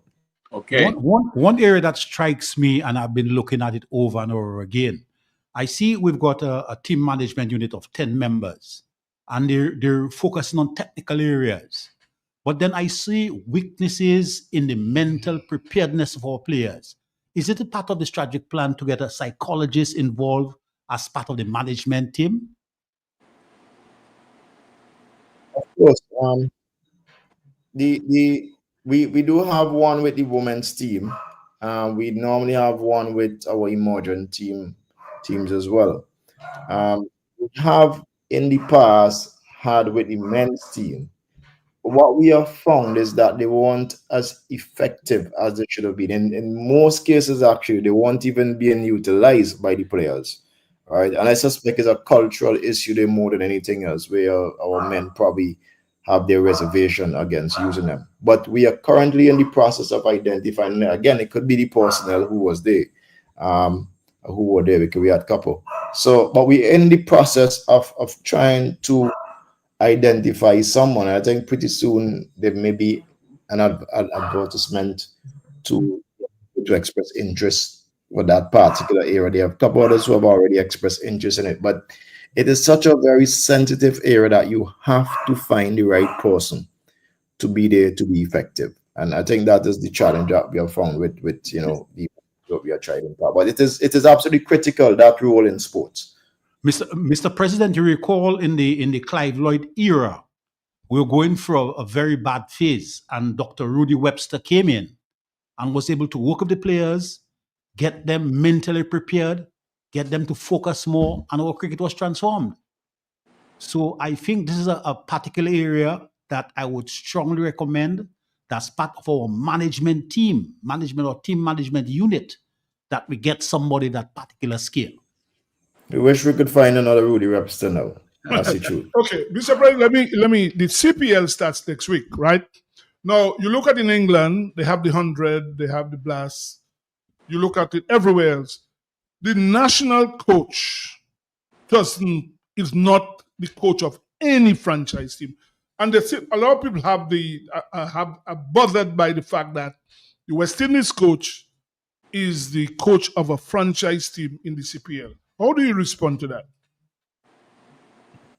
It was a discussion with Darren in the inception when he took the job as coach. There were a couple of opportunities for him that he also that he had to relinquish. And the CPL, because it is our league, we decided that we'll allow him to do the CPL for this probably as the last year on his contract with them, to finish the contract that he had with them. So that was the reason why he coached last. In fact, he's a defending champ. St. Lucia is a defending champion, which he coached successfully last year. And what we thought as well, it would have been an opportunity for him to actually sharpen his skills as a coach by being in the T20. So by winning the tournament last year, I suspect he would have benefited from that exposure. And again, it is a matter of the agreement that we had with him when we negotiated his contract. Okay. But let's go. but I would add that there were other opportunities on the table for him that he actually read English. If you remember, he was with Pakistan League Yeah, I and know a couple that. of leagues who wanted him to coach. So he had to sort of sacrifice those ones. But because it was our Caribbean Premier League, then we decided to allow him to coach in our league.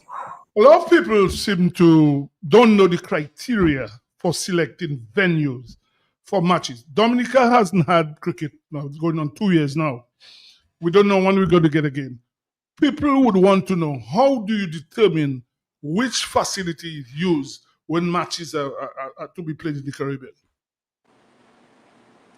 Yeah, there are obviously multiple criteria. I just put up this here. Dominica is you should be hosting next year. You actually have you should have a better cricket. You have Sri Lanka women for a few ODIs and T20s, and then you're supposed to host New Zealand as well for some ODIs next year. Yeah, you're supposed to have ODIs next year. Yeah, in July next year. July next year, you're supposed to host New Zealand. So yeah, there are different criteria. What we try to do is, so what we have done is not just look in any particular 12 months period or 1 year, but we have done the tour allocations over 3 years from 2025 to 2027. Okay, hold on. We have ensured that there's balance over that period. Don't stick up in there. Caller is on. Good night, caller. Good evening. Yes, good evening, Mr. Sebastian and the President and the other panel, members of the panel. Right. Mr. President, good evening to you, sir. Good evening. I want to know whether you have benchmark or performance criteria for your coaches and also the players. I am saying this because I'm saying that over the years, it's a while now that we have Sammy as the white ball coach. And we have lost a number of matches since he's there as the white ball coach. We find that that was not enough. We gave him the test, also test under his belt, and we have not been able to win anything. So I am asking you whether we have performance criteria. I believe we should have criteria that if you don't win a certain number of matches after a certain period of time, you're supposed to be replaced. That's my view. I believe that if you look at that. Thank you, caller. There's performance criteria, of course, just like there's for players. We have it for coaches as well. Darren Sammy, I think he was appointed coach of the ODI and T20s in May 2023. So he has done 2 years now. His coaching stint his contract was done to be in line with future World Cup events. So I think his contract actually goes right up until the 2027 White Ball World Cup, 50 overs World Cup.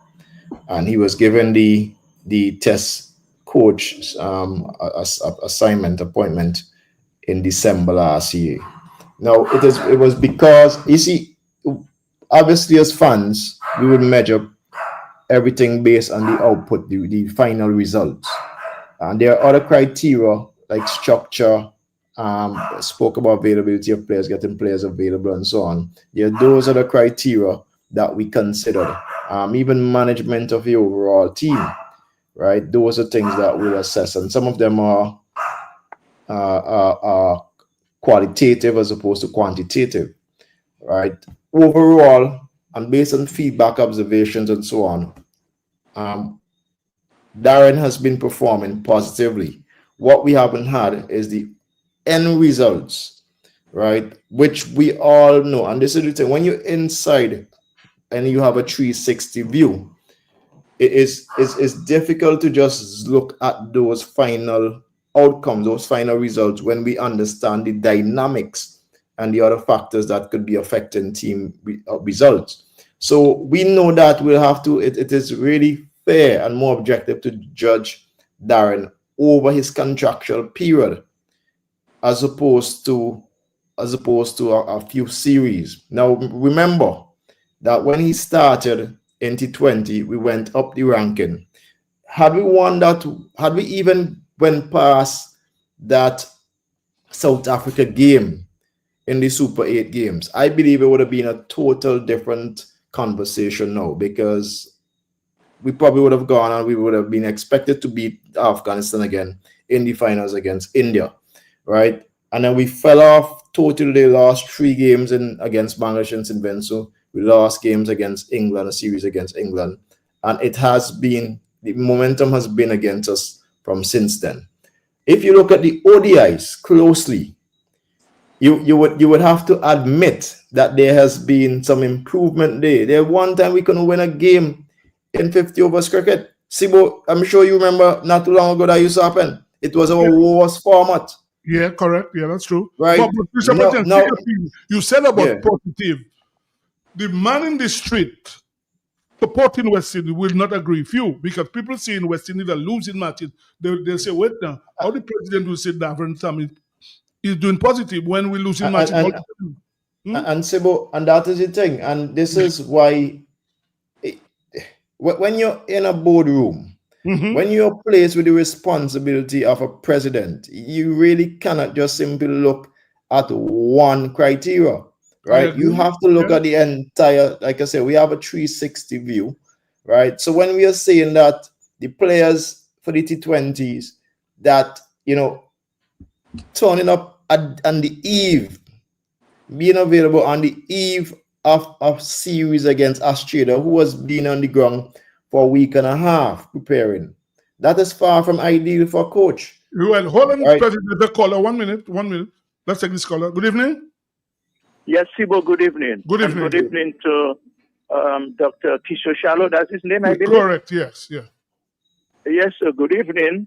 Good evening. Good evening. It's a very reputable program, and I do not want to sound disrespectful to any guest of Sports Rap, but I must speak my mind openly. You said Darren Sammy has been performing positively, but what he hasn't had is the result. How can he have the result? We sent a rookie team, I may call it, to Australia, and they performed creditably. Young, inexperienced men. They performed creditably. Here is Australia coming to the Caribbean, and Sammy dropped mostly every one of them and play 8 cricketers who have not played red ball cricket for some time. Right? Secondly, you talk about the facilities. Make me understand, sir, how I practice with Lockhart Sebastian at the Windsor Park on a concrete strip, no net, nothing at all, and people like Lockhart Sebastian and others were able to perform so well that Lockhart Sebastian was one of the best openers in the Caribbean, along with Gordon Greenidge and Haynes. They had nothing against him, above him. The only thing is that they play test cricket, and Lockhart Sebastian didn't play test cricket. So make me understand how these players could excel like that on this type of facilities they have, and the kind of facilities I'm seeing, the bowling machine and all kind of things, and the players now cannot perform. Second, sir, the Windward Islands, I know you are from St. Vincent, and the Windward Islands tournament is now 50 overs. That is a shame. Back then, our tournament used to be 3 and 4 days. How you can expect our cricket to improve when our tournament is a limited overs, 50 players? And lastly, sir, you mentioned about the skill of the players. And you said some of the players reach a day before the game, and the coach haven't got time to improve, to work with them on their skills and so on. So how can you work? No coach, let me put it this way. No coach can work on a batsman's skill. A batsman that is already 25 and 30 years work on their skills. They have to develop that skills from under 13. As the former captain of Australia, Ian Chappell, said, the only coach you want at that age is the vehicle to transport you from your hotel to the ground and back. Thank you very much, sir. Well, you had a mouthful there, Mr. President, to answer. Yeah, Windwards I won't comment on because I'm not a Windwards anymore. So hold I'll on, leave let's that. caller. Hold on, stick around. Yeah. Good evening, caller. Good evening. Good evening, sir. Good evening to your panel. Yeah, good evening. Good evening. Yeah. How are you doing, sir? Good. Very good. Okay. My name is Rayburn. Mm-hmm. Is the president on? Yeah, he's right there. The president of the Cricket West is right there. Dr. Kishore Shalom. Okay. I've been following. I heard some remarkable plans, but to me, the plans that have been referenced thus far by the president is that's secondary to the issue to me before him, which is to me ought to be answered. The question we just had a test series. Hold on. By the way, Mr. President, that's a minister of government calling there. So yeah, go on. Anyway.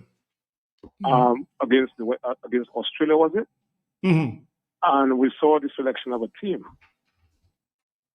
My concern is about the governance structure of West Indies cricket insofar as the selection process is concerned and the criteria used to select players. And the reason why I'm asking that question, I heard the coach on that program made reference to the fact that an average of 25 is nothing to shout about, which I agree with him. But then you had the captain of the team, the test team, was rewarded with the captaincy with an average of 25. Right now it's about 24. We had the return of Hope with an average of 24-25, who played more test cricket than Alik Afanaj and Hodge and the Silver. And they were left out, notwithstanding the fact that the previous test, West Indies drew the games, and of course, Afanaj was the only one who scored 3 consecutive half-centuries. And of course, we had the century scored against England by Hodge. The Silver scored a lot of runs in the domestic league, regional tournament. And then you had Carty was brought into the test format with an average of 17. And now we have a repeat with the one-day series against Pakistan. Afanaj was brought in the last T20. He was called out from his engagement with Windward Islands cricket tournament. He scored 60 and demonstrated the skill set that none of the batsmen was able to have demonstrated. The question is why? Why the treatment of Alik Afanaj, Hodge, and the Silver? Now the question I want to ask, insofar as the last upcoming series, one day, I'm not sure what the holder is unavailable. I would like to ask, why is he not included in that format? Holder, in my view, is still the best all-rounder in West Indies cricket, whether they like it or not. And I want to ask the final question. Has the director of West Indies cricket played cricket at any level, at any competitive level? The president of West Indies cricket played cricket at any level, or any serious level? Thank you very much. So let him answer. Thank you. Mr. President, you have a few questions. You heard from 2 callers. I guess we'll hear from you now. Yeah, just to answer the last one, both the director of cricket, Miles played first class cricket. I played at the youth level all the way up. Sibo would tell you that I used to play with Liam, right? Well, I managed Miles, so I would know that one. I mean, Miles. Yeah, and I also played quite a bit of league cricket. But what I would end on that note is that you don't have to be a former great player to be a strong cricket administrator. In terms of my credential for cricket, I've been president of SVG Cricket Association. I've been president of Windward Islands Cricket Board.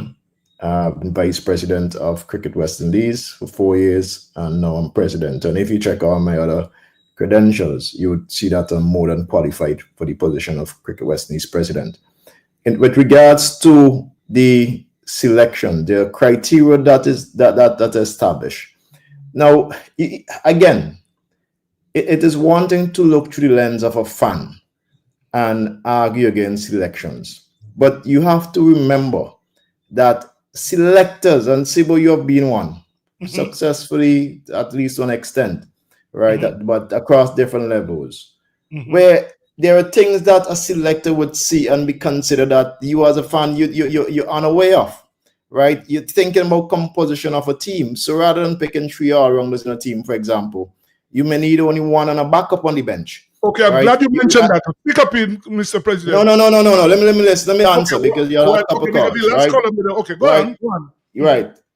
You spoke also about, let's say, Alec coming in and playing the T20 game, right? And then he's not now in the ODI game.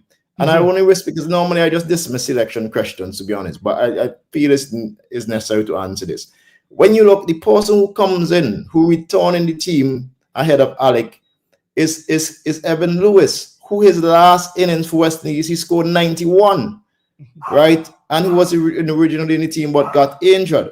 So it's not a case of people just dropping players because they don't want them or they don't like them. It's because you look at a holistic picture when it comes to selection of players. And what I would end on with selections is that I know for a fact that there's absolutely nothing personal against any of the players when it comes to selecting the team. The coaches select the best composition and combination that they believe would give them a chance to win matches. Now, they don't always get it right, and that is something we could argue. But they select the team based on what they believe. And the thing, I mean, you mentioned, let's use a Shai Hope, right? There's hardly anyone would argue that if Shai Hope plays first-class cricket, he may score a couple of double centuries in a series, in a season, right? So, and there have been calls for him to come back into the test team. He found himself in the test team. You talk about Raston Chase. Raston Chase is an all-rounder, right? So there are different things that I understand as a fan. You don't, consider all these different dynamics. But a coach or a selector, they have to consider these things. Yeah, right? but there were a couple of questions from before. See, but I don't want to talk about selection, to be honest. No. I ain't going to come on the program and talk much about selection. Yeah. But I just wanted to one thing. He mentioned about Jason Holder, and you mentioned about all-rounders. Personally, I believe Jason Holder is one of the best cricketers in the region. I just saw about 2 minutes ago that Matthew Ford got injured yesterday, and they brought Matthew Ford, as you know, is an all-rounder. They brought in Joan Lane, who is just a medium fast bowler. So you wonder about this thing, because you just make sense. If you have two all-round, you might want an all-rounder. But here is an all-rounder who got injured yesterday. Jason Holder, I don't know what's the problem, and somebody else. So that I just wanted to mention that. Anyway, go on. Yeah. Again, there are different dynamics that you probably won't consider, Philo. But there were a couple questions from the previous caller. We talk about facilities, talk about you being brilliant, even though you played on concrete strip. Again, that is really the outdated way of thinking that has gotten us where we are today. Because it is not that our players are not training at all, But other countries, there's no way that other countries could be practicing and sophisticated machines with technology and innovation, and yet we still here training with cocoa balls and on concrete strip and expect to compete against them. It is not going to happen, and the sooner we accept that, right, it'll be better for us. It's the same fact that we have gone on and on for years thinking that. Anyhow, let me don't go down that road now, because I might probably take a bit. But we have to understand that the game has evolved, and we have to evolve with the game if we are going to compete consistently. Lobby, ask a question. You wanted to ask a question? Yes, Mr. President. Yes, Mr. President. Yes, man. What's up? When the caller spoke about the omission of Afanas, you quickly said about they brought in Luis, who scored 91. But Lewis came back in the squad. Yeah, 91. But we went and we dropped Afanas and Hodge, who performed against Australia. We just had a series against Australia. We dropped the players who performed. So I really cannot understand that at all. All right? I really don't understand what is happening just to West Indies cricket. Yeah, my brother, there was a series of cricket matches between Australia and these games that the fellas played in. And listen, again, just please, these players, the Hodge, the Alec, right, and all the other young players in the Caribbean, Dominica included, they are being considered justly. And from time to time, there are players who are going to miss out, right? The coach is and the selectors, they are speaking to the players. The players are aware of when they're going to play, why they're probably out of a particular team and not. So when we come on here with this limited argument about selection and players and making it sound as the whole of Cricket West Indies is against these couple players, let us. No, it's not a healthy discussion. I think right? I don't agree with you. It's not about limited. I think first of all, if you go around the region, when these players were omitted, there was serious concern in the region. The Caribbean people are hemorrhaging right now. All right, look, the people are ashamed. We lost to Australia, we lost to England, we're losing to Pakistan.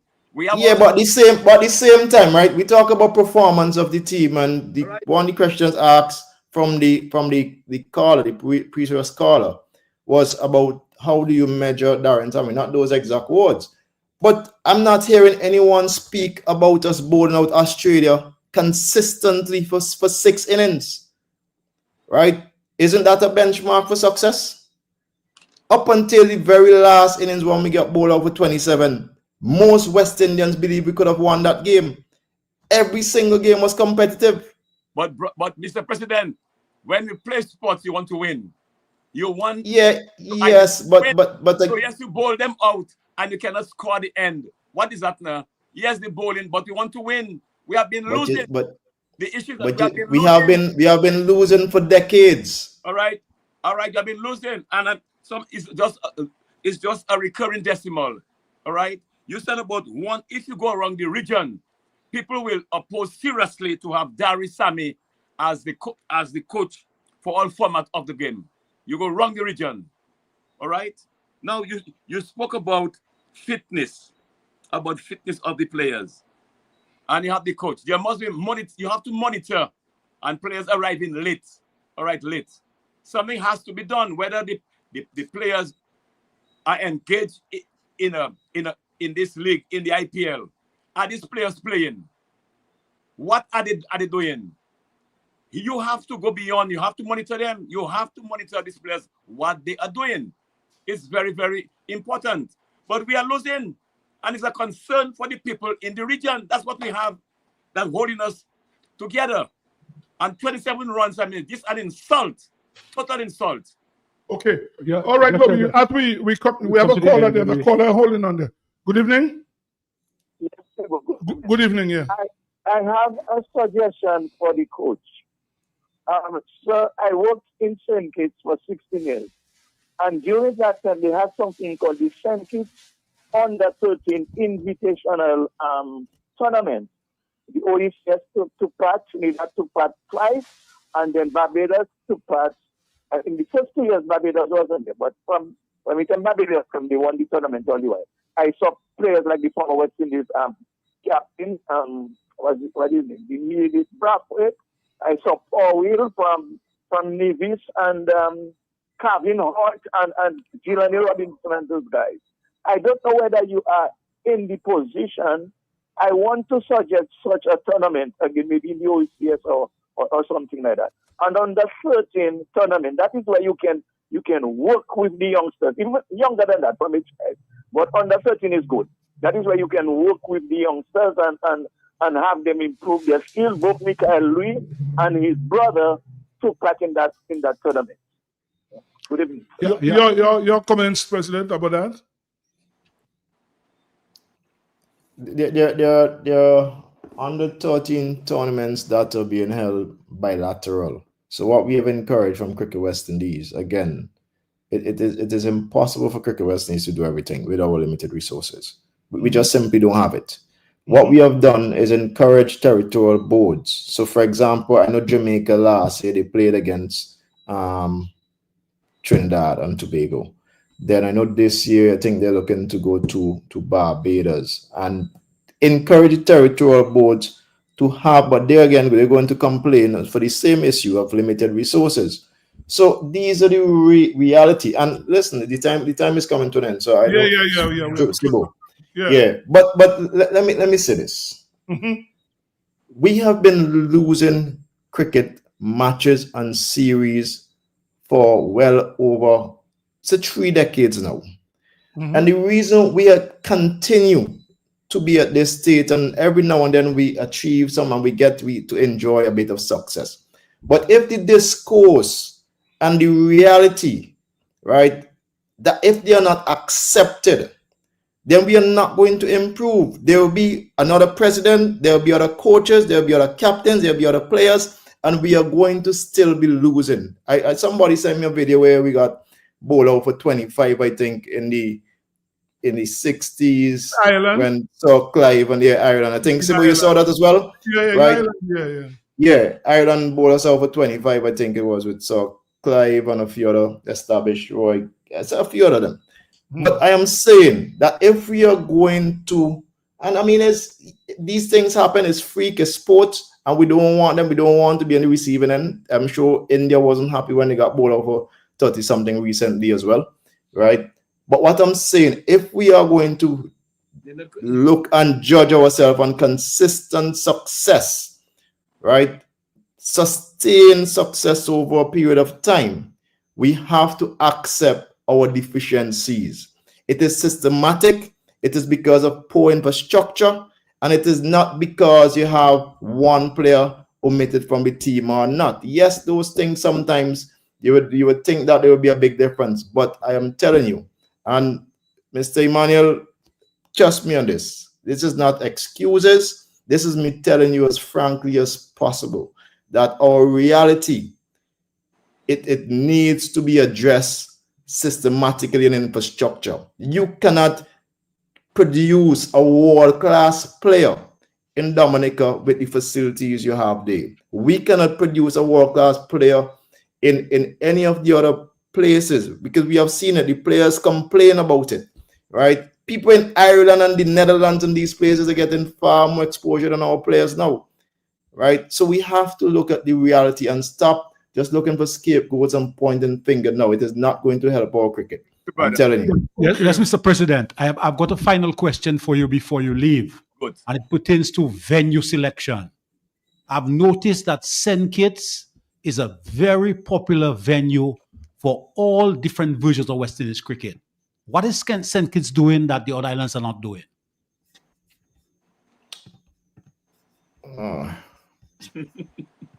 I just, because I don't want to. So for international cricket, St. Kitts this year only they had the 3 T20 games, and then the next time they're going to be hosting international cricket is in 2027 against Afghanistan. Okay. So on that note, Mr. President, there's another program to come. I want to say thank you. We'll do that again. I know the time you had some other, that's why you tuned in late, but let me say thank you for joining us, and we'll do that again. Thank you very much. Thank you. Thanks, boy. And gents, listen. We all love West Indies cricket. We wanted to improve. Don't get me wrong. I understand your passion, but again, when you have a 360 view, your perspective just seems to be a little bit more practical than others. But right. Thank you very much. It would improve. Take care, gents. So we'll talk again, man. Thank you. All right. You. Also, on behalf of Ronald Lander, Emmanuel LeBlanc, Lambert Charles, I want to say good night. We'll be back next week.